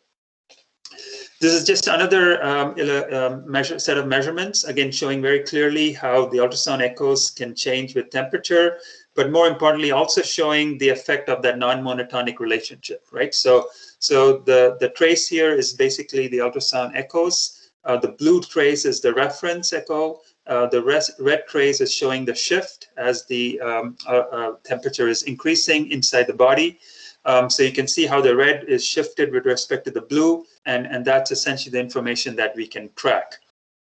So if we do this over a series of temperature increases, what you notice is in the low temperature range, there's very good sensitivity in the ultrasound measurements. But as you increase the temperature, the echoes are really not changing too much. So the question is, how can we still use the measurements from the ultrasound in order to estimate the higher temperatures? And that essentially has been the focus of some of the techniques I have developed in collaboration with others in the group.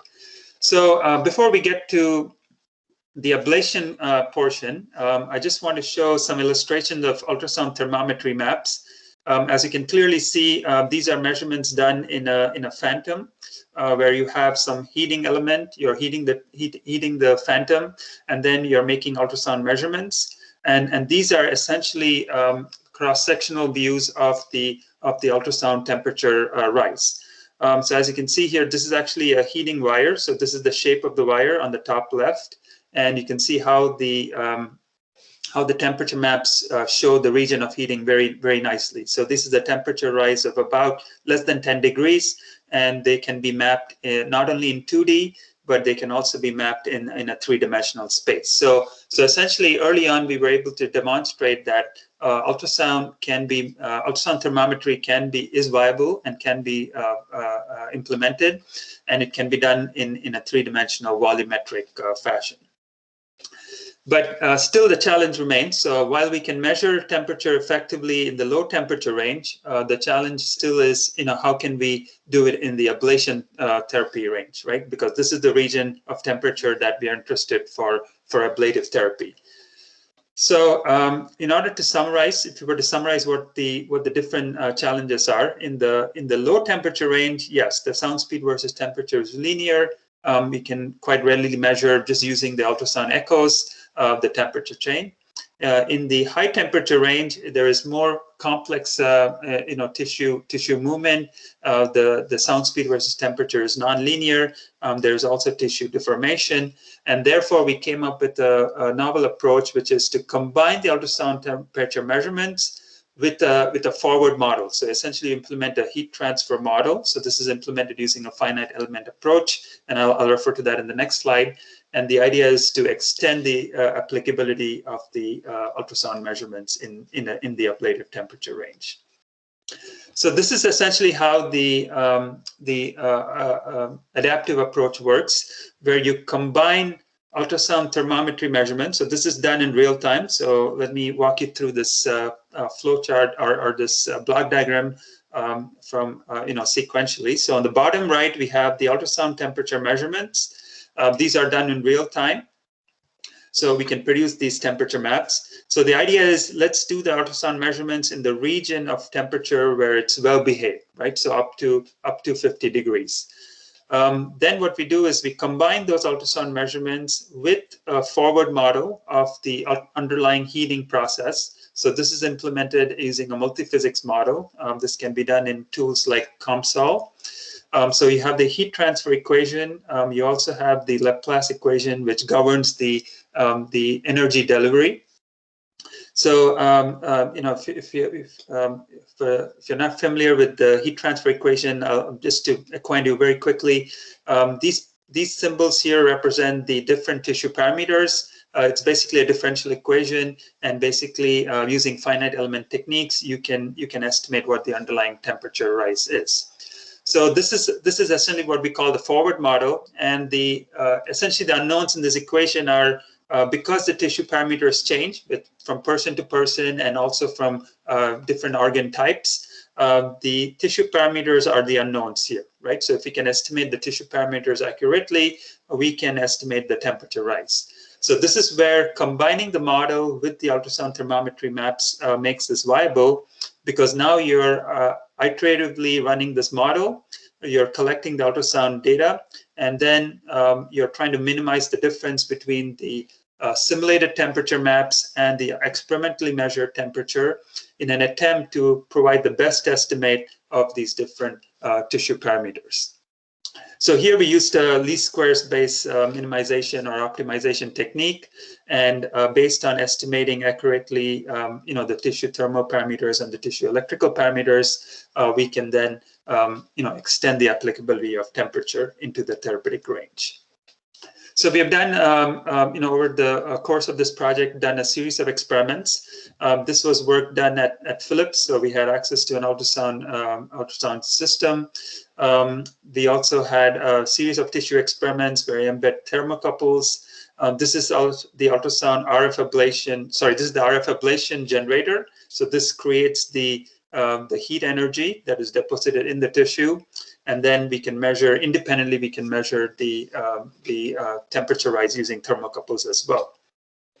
So what I will show you in the next couple of slides is really a comparison between the actual ablation zone that was created in the tissue and the comparison of that with the ultrasound temperature measurements. So these are some experimental results. So what you see on the left here is a real-time ultrasound measurement. So again, done using the time series data and doing the data analysis in terms of correlations and estimating the temperature rise.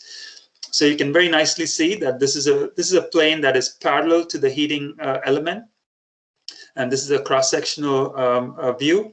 So you can see how you can quite readily measure the temperature rise, and the color bar indicates the temperature elevation with respect to the baseline temperature.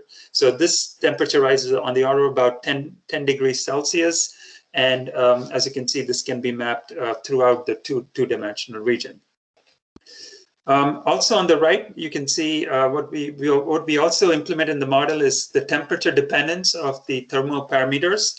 So you can see that there is temperature dependence. These numbers on the top show what is the temperature dependence per degree Celsius, and based on adaptively estimating the temperature dependence, you can see a nice correspondence between the simulated temperature rise and also the experimental measurements.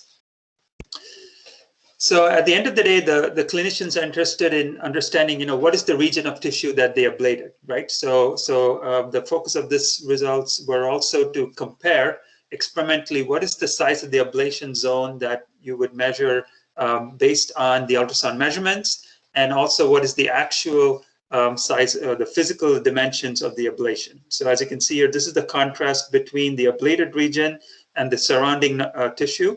So this is what depositing the heat energy does. It creates this coagulation of the tissue, and therefore creates this contrast between the ablated region and the surrounding region. As part of these results, we were also able to estimate the tissue electrical and thermal parameters. This was a key input into the model. And on the right, this is the main results where we are showing a comparison between the ultrasound estimates and the gross pathology.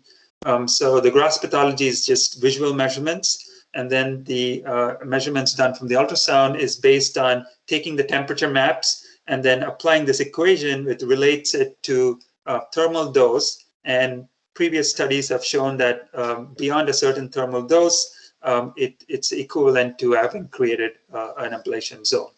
So as you can see here, there's a close correspondence between the ablation zone and between the ultrasound measurements and the gross pathology, and with a good agreement between the two sets of measurements across the two dimensions of the lesion. So this is an important result, and this basically demonstrates the applicability of using ultrasound measurements for thermal ablation monitoring. So this is as I wrap up the presentation on this particular project, what we have been able to show here is ultrasound can provide a low-cost solution to real-time ablation monitoring. We were able to combine the heat transfer model and the real-time ultrasound data in order to extend the clinical applicability. So as you probably saw in the earlier slides, while conventional ultrasound thermometry can be used in the lower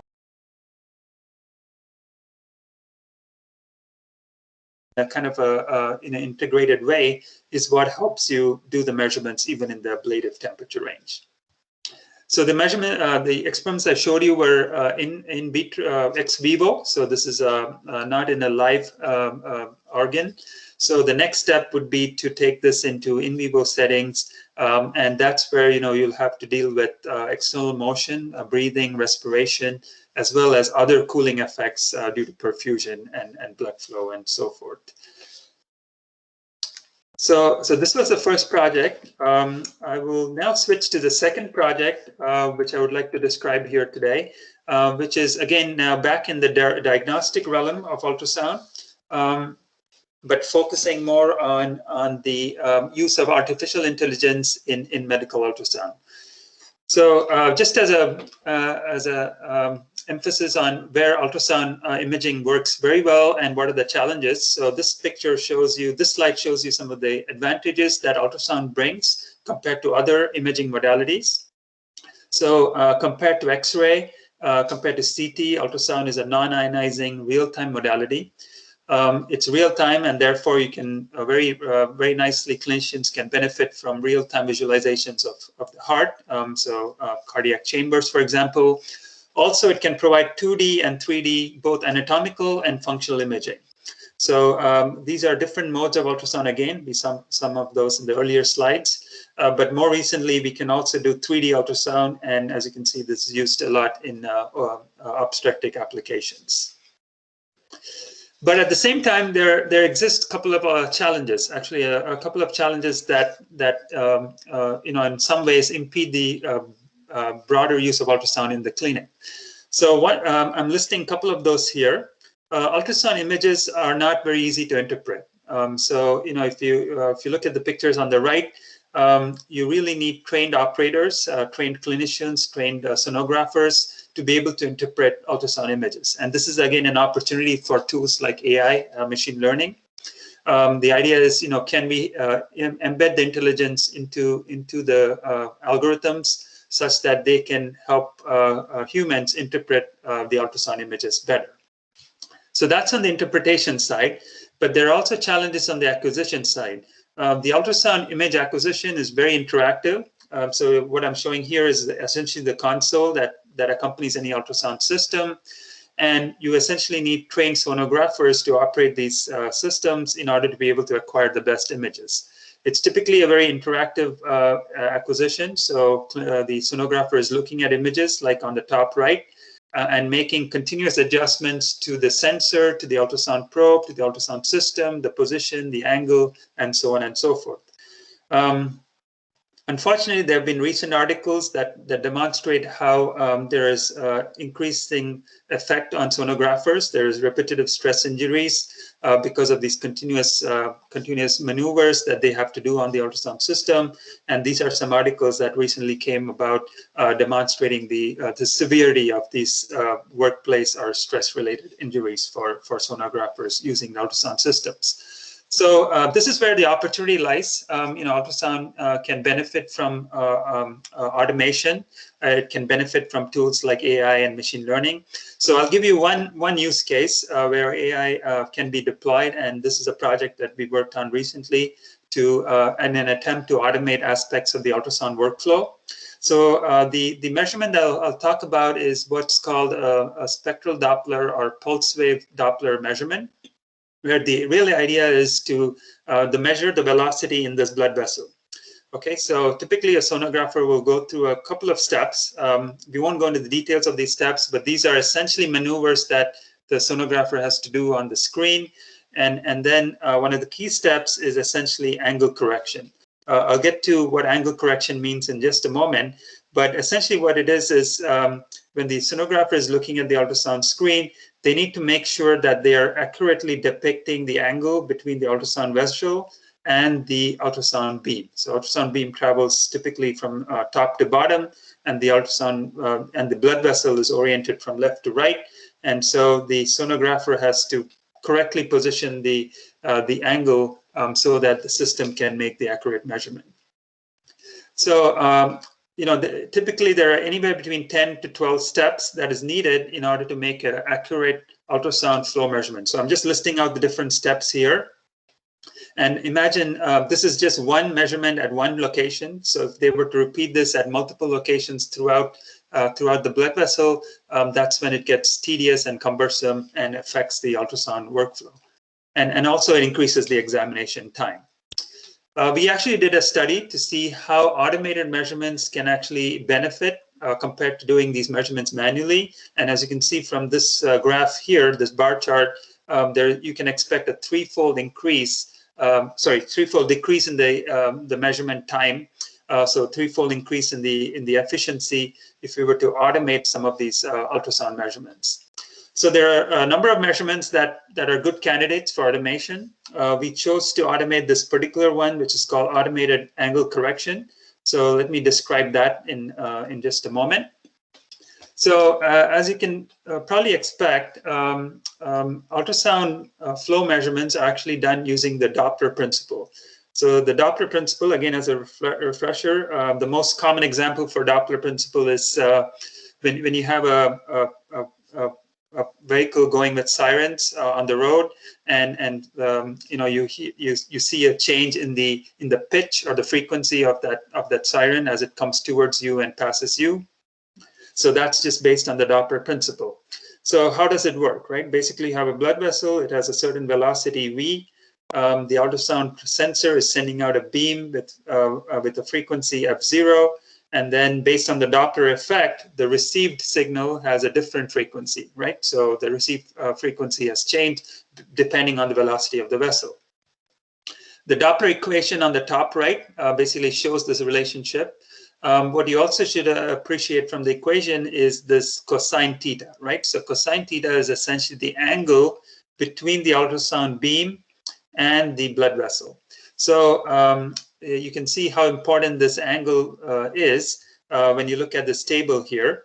So you can measure the Doppler shift. So the 4 kilohertz that's shown here is the measurement done by the ultrasound system. But if you put in, depending on the angle that you put in, you know, you can get a different blood velocity measurement. So what this slide shows is it's very critical that the sonographer, or you know, whoever is operating the ultrasound system, is able to accurately measure the angle such that the blood velocity measurement is correct. And this is where, you know, this is a manual procedure currently, and if we can automate that using tools from AI, that would make this much more seamless. So that essentially was our project in this phase. We had access to ultrasound images of this type, as shown on the top right. So what on the right here. So what you're seeing is essentially a carotid artery. This is a cross-sectional view in the longitudinal direction. We had access to about 2,000 images, and so that was the underlying data set. We applied an AI-based methodology, so this was using a deep learning-based approach, which would be able to train on these ultrasound images to be able to predict what the ultrasound Doppler angle is. So again, for the benefit of everyone in the audience, you may be familiar with machine learning, deep learning, but essentially what contrasts machine learning from deep learning is in machine learning, you have an input, you extract some features from the input. Typically, these features are extracted based on the skills of the data scientist or the data analyst. And also a lot of domain knowledge can be applied in the feature extraction phase. You then use that for classification. And so if you're trying to classify whether it's a car or not, depending on the features, the output would be some kind of a binary output, whether it represents a car or it's not a car. In the case of deep learning, rather than explicitly extracting the features, the deep learning framework is able to do inherent feature extraction. Features are essentially attributes of the object. So in this case, it can be the color, the shape, the size, and so forth. Along with that, the features would be subject to a classifier. There are many classifiers that are used. And in the case of deep learning, the neural network is used as a classifier. And then the output is essentially a binary indicator, whether it's again, the object that you're trying to detect or it's not.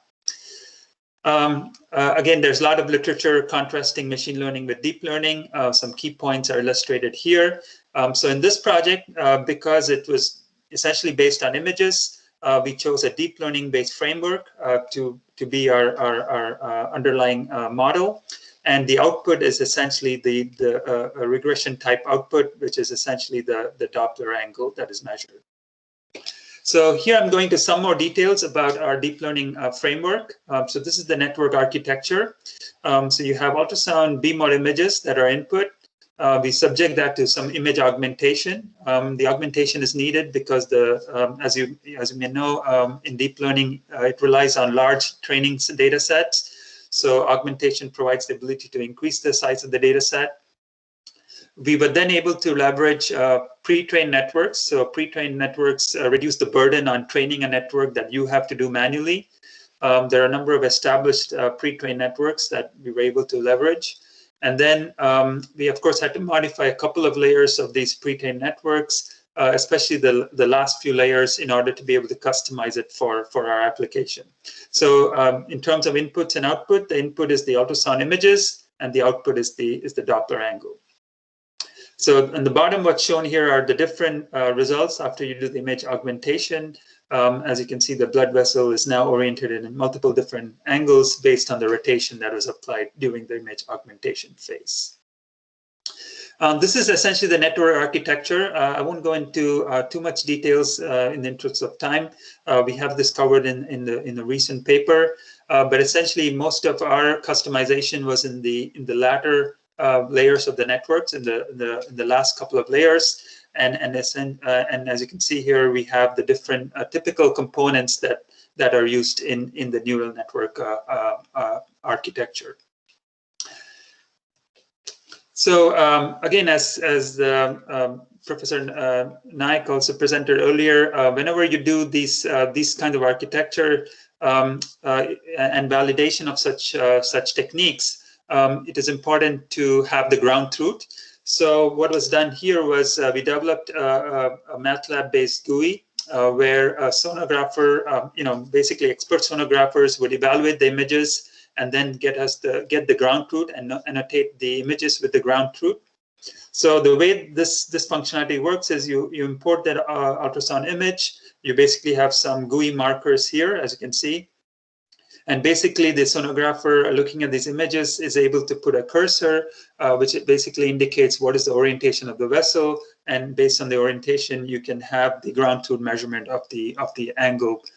So essentially, what you're interested in is the angle between the ultrasound vessel and the blood vessel and the ultrasound beam, which operates in the vertical direction. So once you have access to these angle values, they can be used as the ground truth, and you can then compare them with the automated measurements that you're obtaining from the neural network. So now I'll switch to the results. So these are the results from the different networks. So as I mentioned earlier, we used a number of pre-trained networks. So let me orient you with the graph. So the horizontal axis is showing you the actual ground truth measurement. So these were the range of measurements that were measured by the sonographer or the expert. And the vertical axis is showing you the error in the comparison between the automated measurement and those manual measurements. So as you can see here, the different architectures, they produce different levels of accuracy. But interestingly, the key trend that exists is for almost all the networks, the error is minimum in this range between 60 and 120 degrees for Doppler angle. And of course, it extends on the other ends. Also, the accuracy is dependent on the number of measurements we had in the training data set. So the n value here is basically the number of measurements for each of these ranges in terms of the number of images. And so overall, as I'll show you in the next slide, the accuracy is actually well within the clinical limits that are expected. So amongst the networks, the ResNet 50 network operated the best or had the best performance. These are the different error metrics that we computed: mean absolute error, root mean square error, the mean error, and also a percentage error. And as you can see here, the ResNet 50 architecture-based approach provided some of the best accuracy as well. So whenever we, when you evaluate the accuracy for these clinical applications, it's important to keep the clinical context in mind. So what we also did is we looked at what is the maximum allowable clinical error, because if you exceed that threshold, then you will you run the risk of changing the diagnosis, right? So in an application where you're trying to look for the narrowing of the carotid artery, so that's a very common measurement using ultrasound Doppler, which is called carotid stenosis. There's a recent study that was done which shows what is the error, what is the applicable error that can be within the limits of still making an accurate diagnosis. So this is the equation that relates that. So E represents the error that's tolerable in the measurement. And so what we did is we compared the measurements that we obtained from the deep learning based architecture with the maximum allowable error based on the clinical literature. So interestingly, what you see is the maximum allowable error, of course, has a dependence on angle based on the Doppler equation again. And so in this range where about, between 60 to 120 degrees is where you have the lowest allowable error, and our network actually performs well in that range, quite, as would be very favorable clinically. So to summarize the performance of these different networks, the Resonance 50 architecture with the pre-trained approach and also modification to the last few layers was able to provide the best performance. And also the range of error that was observed was within the clinical range. So if I would, as a conclusion to this project, to the best of our knowledge, this was the first study where deep learning was used for automated angle measurement in Doppler ultrasound. And as hopefully I was able to motivate, the angle measurement is a key step in doing Doppler ultrasound measurements. As a result of automating these steps, we have the potential to reduce the clinical, the examination time when we perform Doppler exams. The next step would be, as I alluded to before, the measurements were done on a relatively a modest data size. So expanding that to a larger data size and also bringing in symptomatic cases would be important to validate this approach further. And I believe this is the first of many steps we can do in terms of automation. There are multiple other steps that are part of the ultrasound workflow. And so a lot of these automation procedures can be applied to those steps in the workflow as well. So last but not the least, I would like to wrap up with this slide, which shows essentially how different technologies contribute to medical ultrasound. So the ultrasound at the core here is used in a variety of clinical applications, as we have seen. And there are a number of contributing technologies. So all the way from acoustics, circuit design, a lot of mechanical engineering in terms of ergonomics, the sensor design, a significant amount of signal and image processing, and also embedded design, embedded software.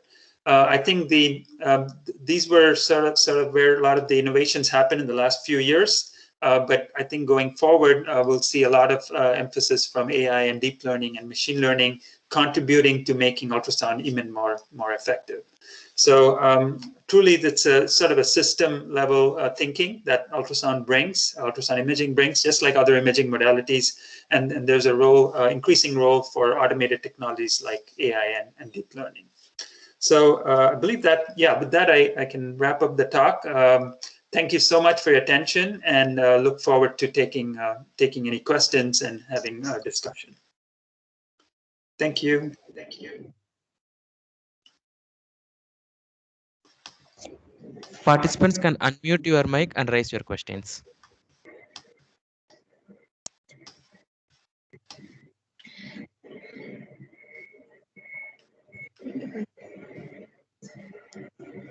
Thank you, Professor. Yeah. You have given a clear explanation about that how that medical images are analyzed using the different radio waves. So my question is, we are having this much radio waves, ultrasounding radio frequencies like that, but for this COVID cases, we are taking that a CT scanning. But there are a lot of post issues we are feeling it, right, sir? Then why don't this ultrasounding can be used there with the help of this artificial intelligence? Yeah, that's a great question. Thank you for bringing that up. Actually, clearly, COVID has provided a catalyst for more and more use of mobile technologies and also easy to access technologies.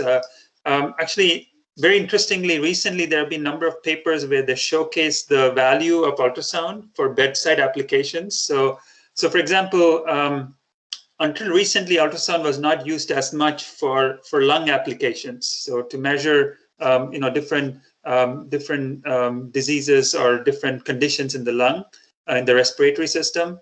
But what we are seeing recently is, especially with the miniaturization of ultrasound, before ultrasound was always limited to cardiology, radiology. But now with more and more bedside, access to mobile ultrasound, it is increasingly being used in bedside applications. So instead of the patient coming to an ultrasound scanner, the ultrasound system is small enough that it can come to the bedside. So I think going forward, we'll see more and more of this. Ironically, COVID probably is a catalyst to bring more of that innovation. And increasingly, we'll start to see more applications where ultrasound is seen as the more accessible modality. And in some ways, it can complement CT or maybe replace. I think there's more work need to be done, more clinical validation in terms of ensuring that the diagnostic performance of ultrasound for some of those new applications in respiratory care is similar to what you get in CT. And I think that's where some of the work going forward will occur as well. Okay, sir. Okay, sir. Yeah. Thank you, sir. Yeah. Any other questions?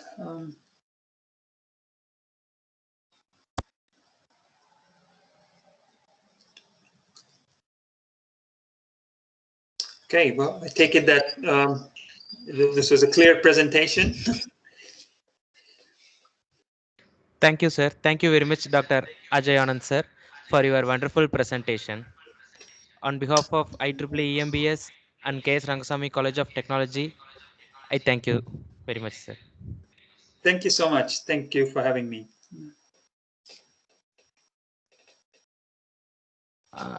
Dr. Shaikh Fatah, sir.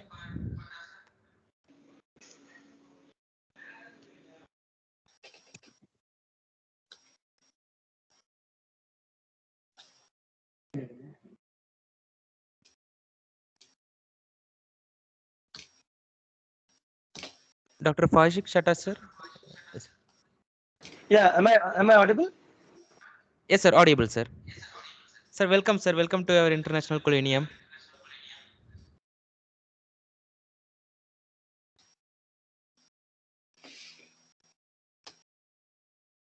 I request Professor S.S. Tamilchelvi ma'am to introduce our Shaikh Fatah, sir.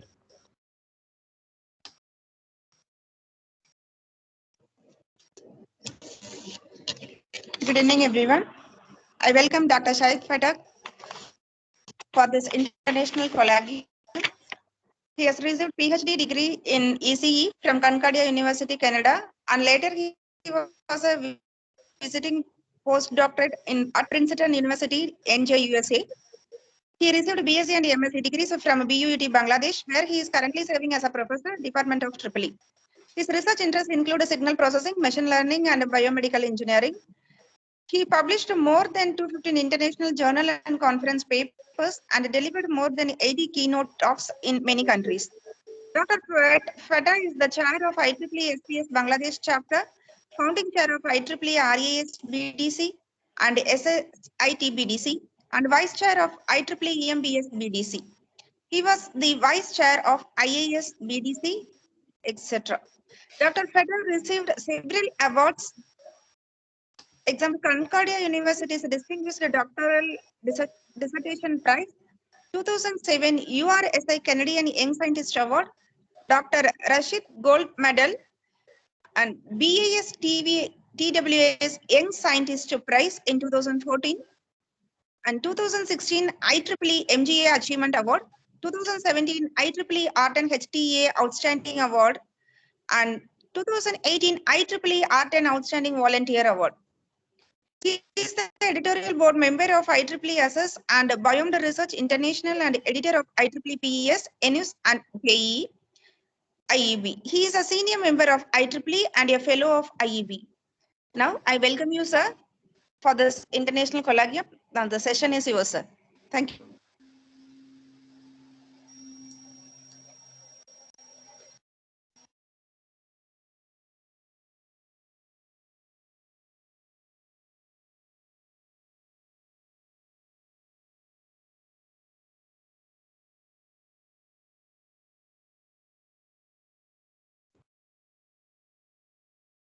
Yeah, thank you. Thank you for the nice introduction.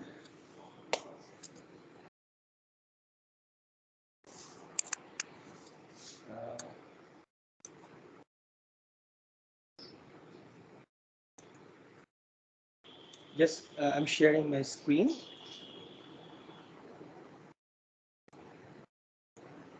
Sir, your screen is visible, sir. you can present.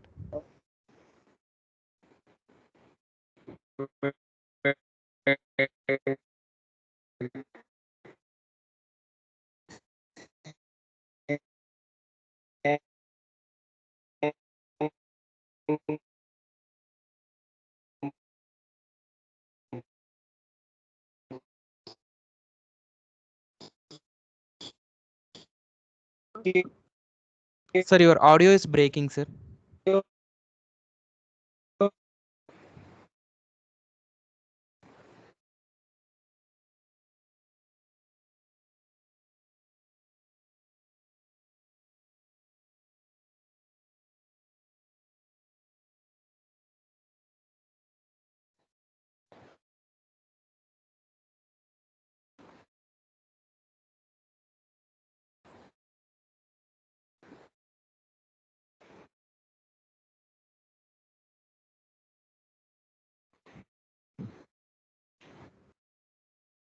Sir, we can't hear you, sir.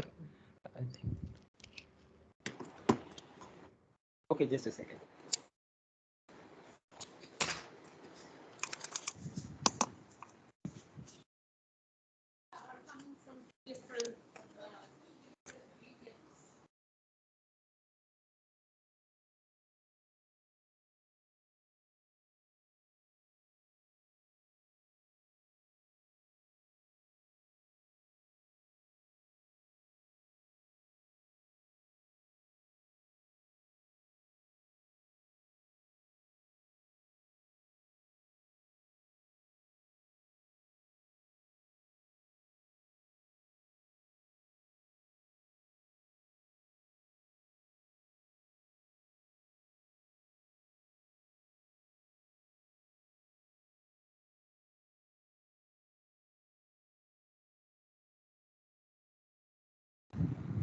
Sorry, am I audible now? Yes, sir, audible, sir.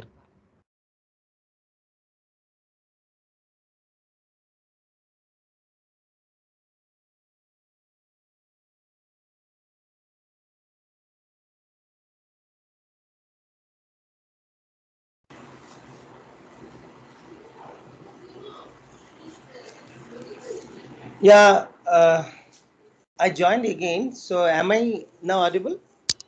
Yes, sir, you are audible, sir.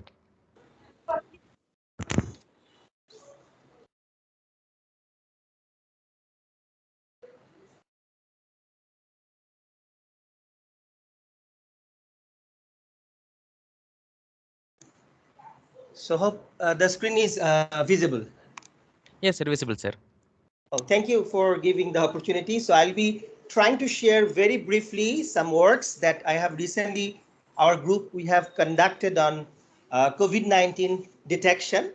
I just have chosen this particular area. So it's the recent one, using mostly different types of images. So the last talk was very interesting. So it's very, I mean, really very good talk. So that was ended with ultrasound. So I hope I don't have to spend much time on ultrasound. So we have two works also with ultrasound imaging. So basically, my day job, I'm professor in the Department of Tripoli Buet. You have my introduction just a few minutes back. So I'm a passionate IEEE volunteer. I am involved in different types of society activities. So in Bangladesh, I'm the founder chair of different society chapters. Currently, I'm the chair of signal processing chapter, as well as I'm involved in RAS, robotic assistant automation, EMBS, SSIT, and PES. So let's go to the main talk. First of all, as I've told you, like COVID-19 detection from different images. So if somebody asks me, instead of RT-PCR, so why you are focusing images? So, like now people are mostly habituated with using online activities. They are very much involved in online activities.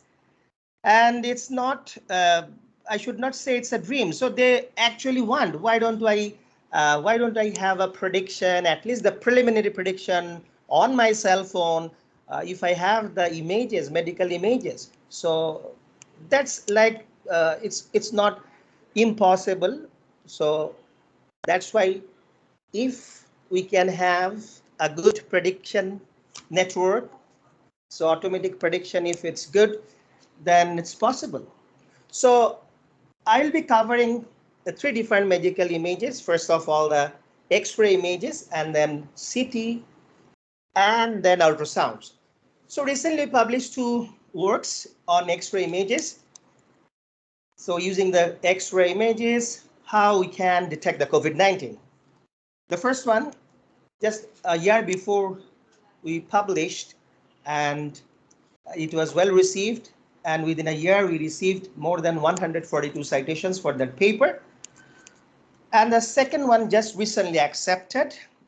So if I start with the second one, because it's more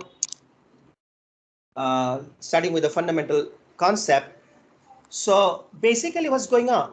If you have the images, you'll be trying to train the machine, I mean the neural network model, or you can do simple machine learning technique to extract features, or you can use deep learning for extracting features. Once you have a trained model, so you can predict.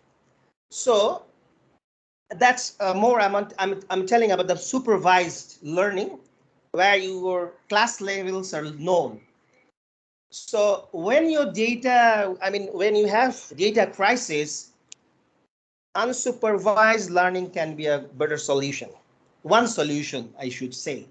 So that's why in this method, what we are doing, first of all, as we have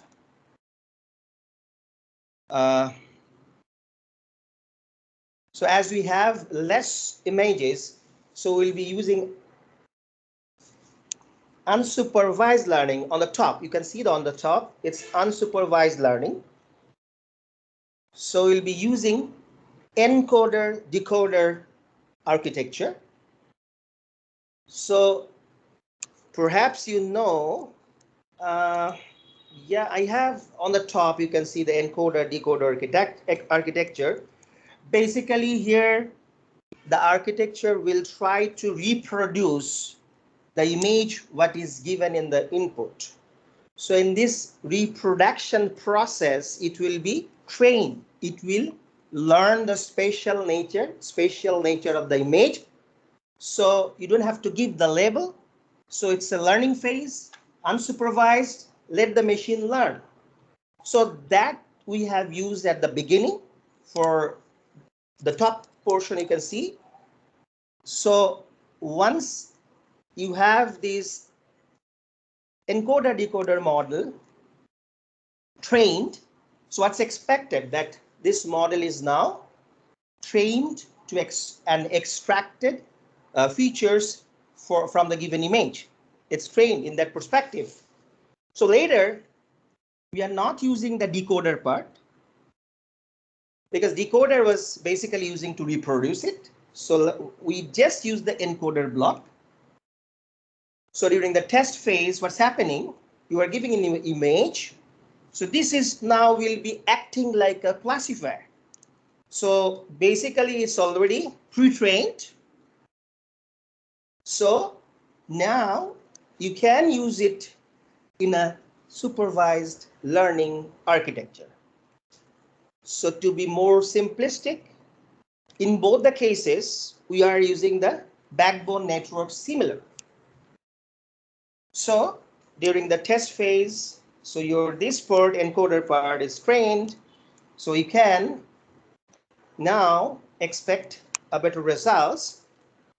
If you, it's up to you now how you will use your classifier network more efficiently. I will design that. We propose the merging network. Here you can see. So that network basically is used right after the encoder. This is the merging block and gives us a very good results for X-ray images, as I'm showing it here, because it's better than the first one, which even has a lot of citations, but it's coming later, so it's expected we'll be giving better results. So you can see like COVID-19 is very, very similar to viral pneumonia, bacterial pneumonia, and COVID-19. COVID-19 basically a kind of viral pneumonia. So you can face challenges in identifying viral pneumonia, viral bacteria. So bacterial pneumonia, viral pneumonia, COVID, and normal. These different cases we compared with some other recently proposed architectures like CoroNet, DarkNet, Dark CovidNet, so our AutoCovX net, like that. So results, you can see here the heat map. So for different cases, COVID-19, normal, viral pneumonia, and bacterial pneumonia. Yeah, so definitely if you see this, not necessarily it will be very clear to you. That's why we have a lot of analysis, particularly in the second paper. So why or where it is failed. So why it is failed. So you can check that. So for example, the original it was COVID-19, but it was detected as viral. So very similar. Viral pneumonia and COVID-19 detection is very critical. So originally it was viral pneumonia, but it was detected as normal. So very, it's not like the lower part. So you can see there are some mistakes definitely. So still chances to improve. So the other method which we did for the X-ray images, we had a trick there. So instead of this type of unsupervised learning, there at the beginning, we use multi-stage transfer learning. So I understand we at that time we had a very little amount of COVID-19 X-ray images. So in order to overcome that data crisis, we use viral pneumonia, bacterial pneumonia, normal X-ray images at first. So we train our own architecture at the beginning. You'll see that on the top. So on top, so we are proposing a CovXNet architecture, which is primarily, as I said, it's a multi-stage training. Primarily, we tested it. We train it with the help of available plenty of viral pneumonia, bacterial pneumonia, and normal X-ray images. So you are getting your network somehow trained with some sort of very relevant X-ray images. Then you come back here, you come here, and now in the second stage, so you have the pre-trained weights, and now you train with the COVID-19 class along with the other classes.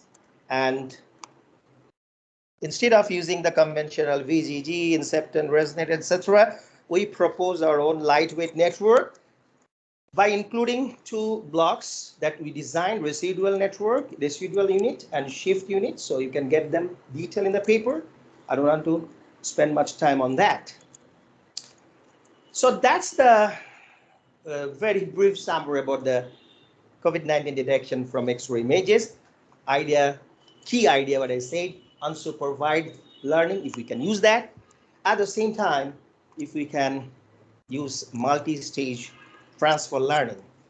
For the CT image, we could have done some good works. The first one was published in IEEE Transaction Industrial Informatics, a journal with 9.1 impact factor. And the later one was also a very good, recently introduced journal, IEEE Transaction AI. So these networks are working on CT images. And again, I'll not be focusing all the details. You can get them there, but definitely I'll give you the key idea that gave us, good results, I should say. So there are some, this is the overall, this one is the overall network, CovTanet. So COVID, and in the name we introduced TriAttention, which is our proposed TriAttention network. So instead of just observing it, why don't I go to the TriAttention unit? So this one, basically, we are working with CT. And in that case, you can see the left side is the structure is more similar to UNet. It's like UNet. And in the UNet, yeah, you can see the skip connections. You can see the connections. that we propose, but with the introduction of a tri-attention unit. The idea here is simple but very interesting. So if you are building some attention block, focusing, pixel level, image level, as well as your overall volume level. So you can see the three different paths: pixel level, so spatial level, so pixel attention, spatial attention, channel attention. So you can say channel attention, you can say spatial attention. So in this way, so that's the unique idea you can see here. So it's a very large data set, 1100 CT volumes are there. So we have a very good results in comparison to conventional unit. You can see is a very, very huge improvement. So you can see the results like 75 to 88% increase if you see the incorporation of this COFTA unit. Also, for some better visualization, you can see UNET has a lot of misclassified areas. You can see the red, blue, but overlap here in the proposed right side. If you look at the right side, so it's totally superimposed, no red identifications. So that's the COFTA net. We had, as I said, the two ideas. The next one was COV-SegNet. So you can see the network in the COV-SegNet. I didn't say about this, the trick of joint optimization here. So you can see in the left side, so the segmentation task, what I was explaining, segmentation task, and the right side, what you were getting because of this UNET structure, you can go out with your feature the way, similar way I just have explained for X-ray. So here also the left side, if you see, you can leave your, this segmentation part, UNET part, you can leave with your features and move next part for the classification. So you can do these two tasks. You see the red line, the task 1 here, coming from here, and the task 2 coming from here. So the two optimization you can do it together. That's one trick. And for this COV-SegNet, a very similar approach for this COV-SegNet. So this one, you can see this is our proposed 2D architecture, COV-SegNet. Here also, we have you can see the details in the paper. So I don't want to spend time on that. So the idea is very similar. It has two different phases. So you have the segmentation network, as well as you can have these layers of classification network. You can see here, this part. But the previous one was more like UNET, but it's a different network we proposed. In the results are shown here for two different data sets. So you can see the ground truth and then the proposed COV-SegNet output and some recent methods, the output. Column number 1 is the ground truth, and the next one you can see the proposed one. And the right 1, 2, 3, 4 you can see about the other methods. So the last one is COVID-19 detection from ultrasound. As it was discussed before, but the ultrasound is very handy. So even a few days back, what I have seen, like in the ICU, patient in the ICU, they can do the CT. ICU patient, they're very severe, they can do the CT, but this portable ultrasound, you can use them even in the ICU. That's the advantage. So we have two different recently proposed methods for detecting COVID-19 from the ultrasound. So you can see the data sets, which you can find recently published in 2020. So you can, they are also providing you very interesting severity score. Severity 0, 1, 2, 3. I mean, the severity score is also provided there. You can check it, IEEE transaction medical imaging in 2020 in that paper. So we use that data set for linear and convex ultrasound. So number of videos are there. It's written, you can see. So again, there are two. Maybe I can focus one. The first one was autoencoder based.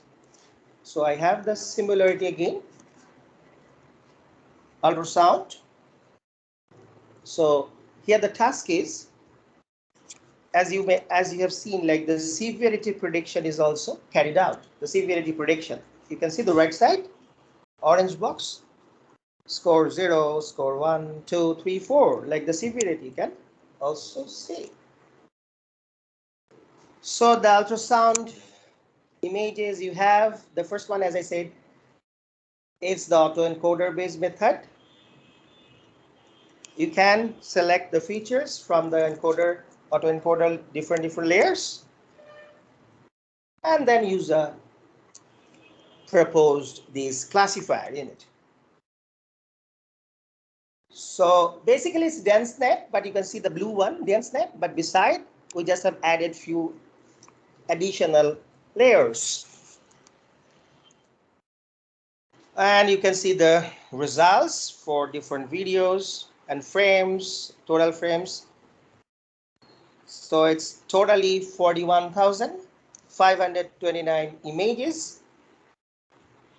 So 74 videos are in training and 49 videos are in testing. So we have a comparison with different conventional architectures. So VGG, ExceptionNet, and NASNet Mobile. So you can see the convex ultrasound scorings for score 0, score 1, score 2, score 3. This is for linear ultrasound. As I said, a very simple trick worked very well. It's a very simple signal processing trick.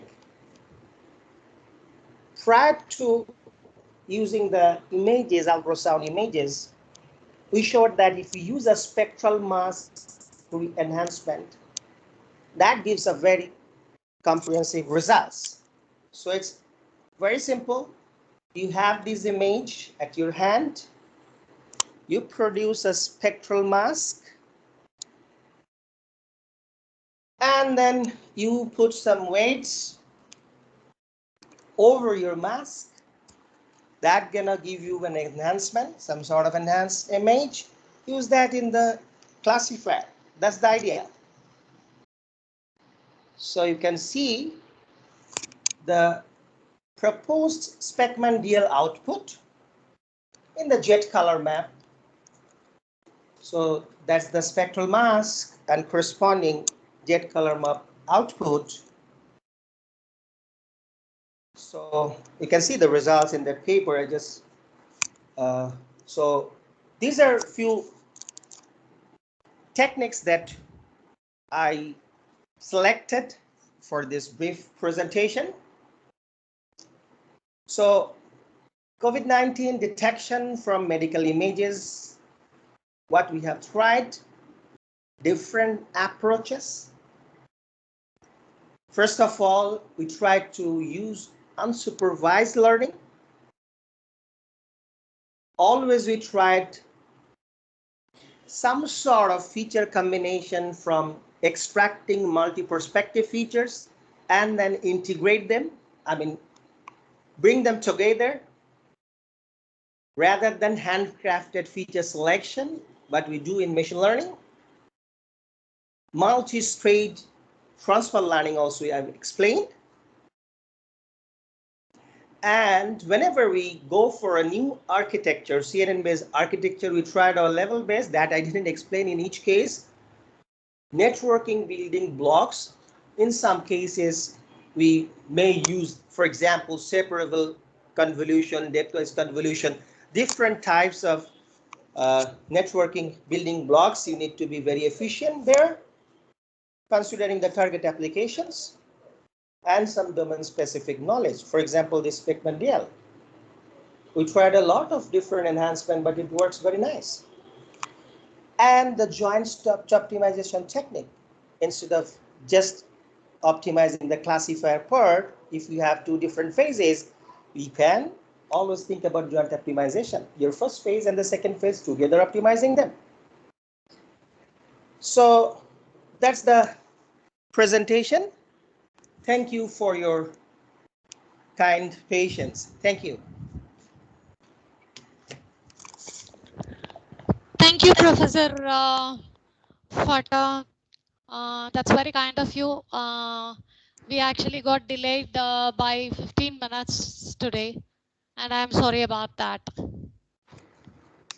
Yeah, so I have another meeting going on. That's why I'm just hurrying. Sorry yeah, for that. I understand. I understand. And any questions? We'll check it from the participants. Any questions from the participants? Okay, so I have a question. Do you can you share the number of filters you were able to use in your architecture, the CNN architecture, the k-fold size of the filter, and the k-folds you have chosen for optimum results? I mean, you are asking about the number of layers I have used in the architecture, or what? No, the number of layers is the convolutional layer and the max pooling layers. I'm asking about the size of the filter you have chosen. Yeah, so it's given in the paper. So we are, for example, when you are using conventional network, like in this one is Inception B4 network. The last one, we are using Inception B4, but before we are using, for example, CovexNet. It's our own network. So if you see the CovexNet structure, then I can show you. I believe the CovexNet, I didn't delete it. Yeah, this one.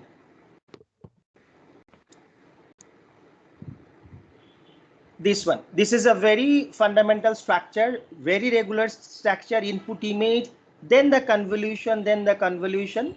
So you have used like 3 cross 3. No, just one. 5 cross 5. Not only 3. So you just see the trick here. So your input image is there, then you have to do the convolution 2D. So these ash color blocks, these are very conventional blocks, where you can see we play with the stride 1 cross 1, and the next one is 2 cross 2. And the kernel, you see the kernel size 5 cross 5, the next one is 3 cross 3.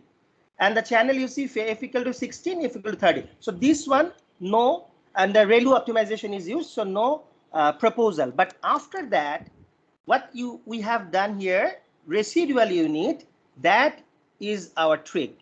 So this is I mean, a very interesting one. So the residual part, we showed that you can see here, if you have the different dilation rate, you see the dilation 1, dilation 2, dilation n. So it's it's working. So if you have the different dilation rate,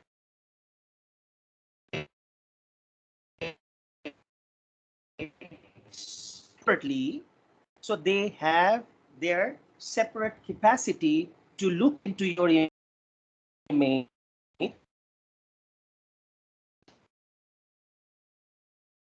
dilation. So if you make it dilated, it will be say 9 cross 9, but there will be M. Your voice is breaking, Professor. However, I got that. I got the idea. Cells. Okay. So sorry. So this is again, you see the similar, another block we have used, residual and shift unit. For the shift unit, we design it. Okay, why don't we, instead of varying the dilation, keeping the dilation rate varying along with using some depth-wise convolution. So that's the two different cases will give you two different output.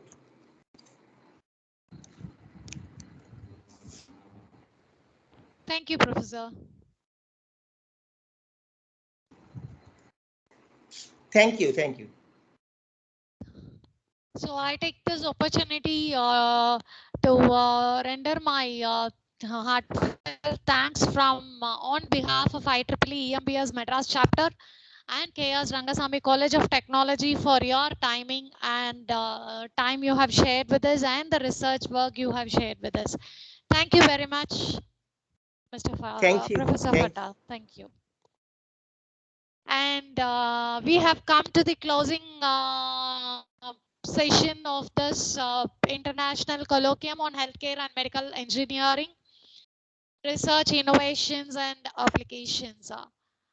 At this juncture, I would like to render my heartfelt thanks to all my team members, Dr. Rajasekaran, Mr. K. Raghuvaran, Dr. Banurika, Secretary, IEEE EMBS Madras chapter, Mrs. Tamil Selvi, who have all rendered their support in making this colloquium a reality today.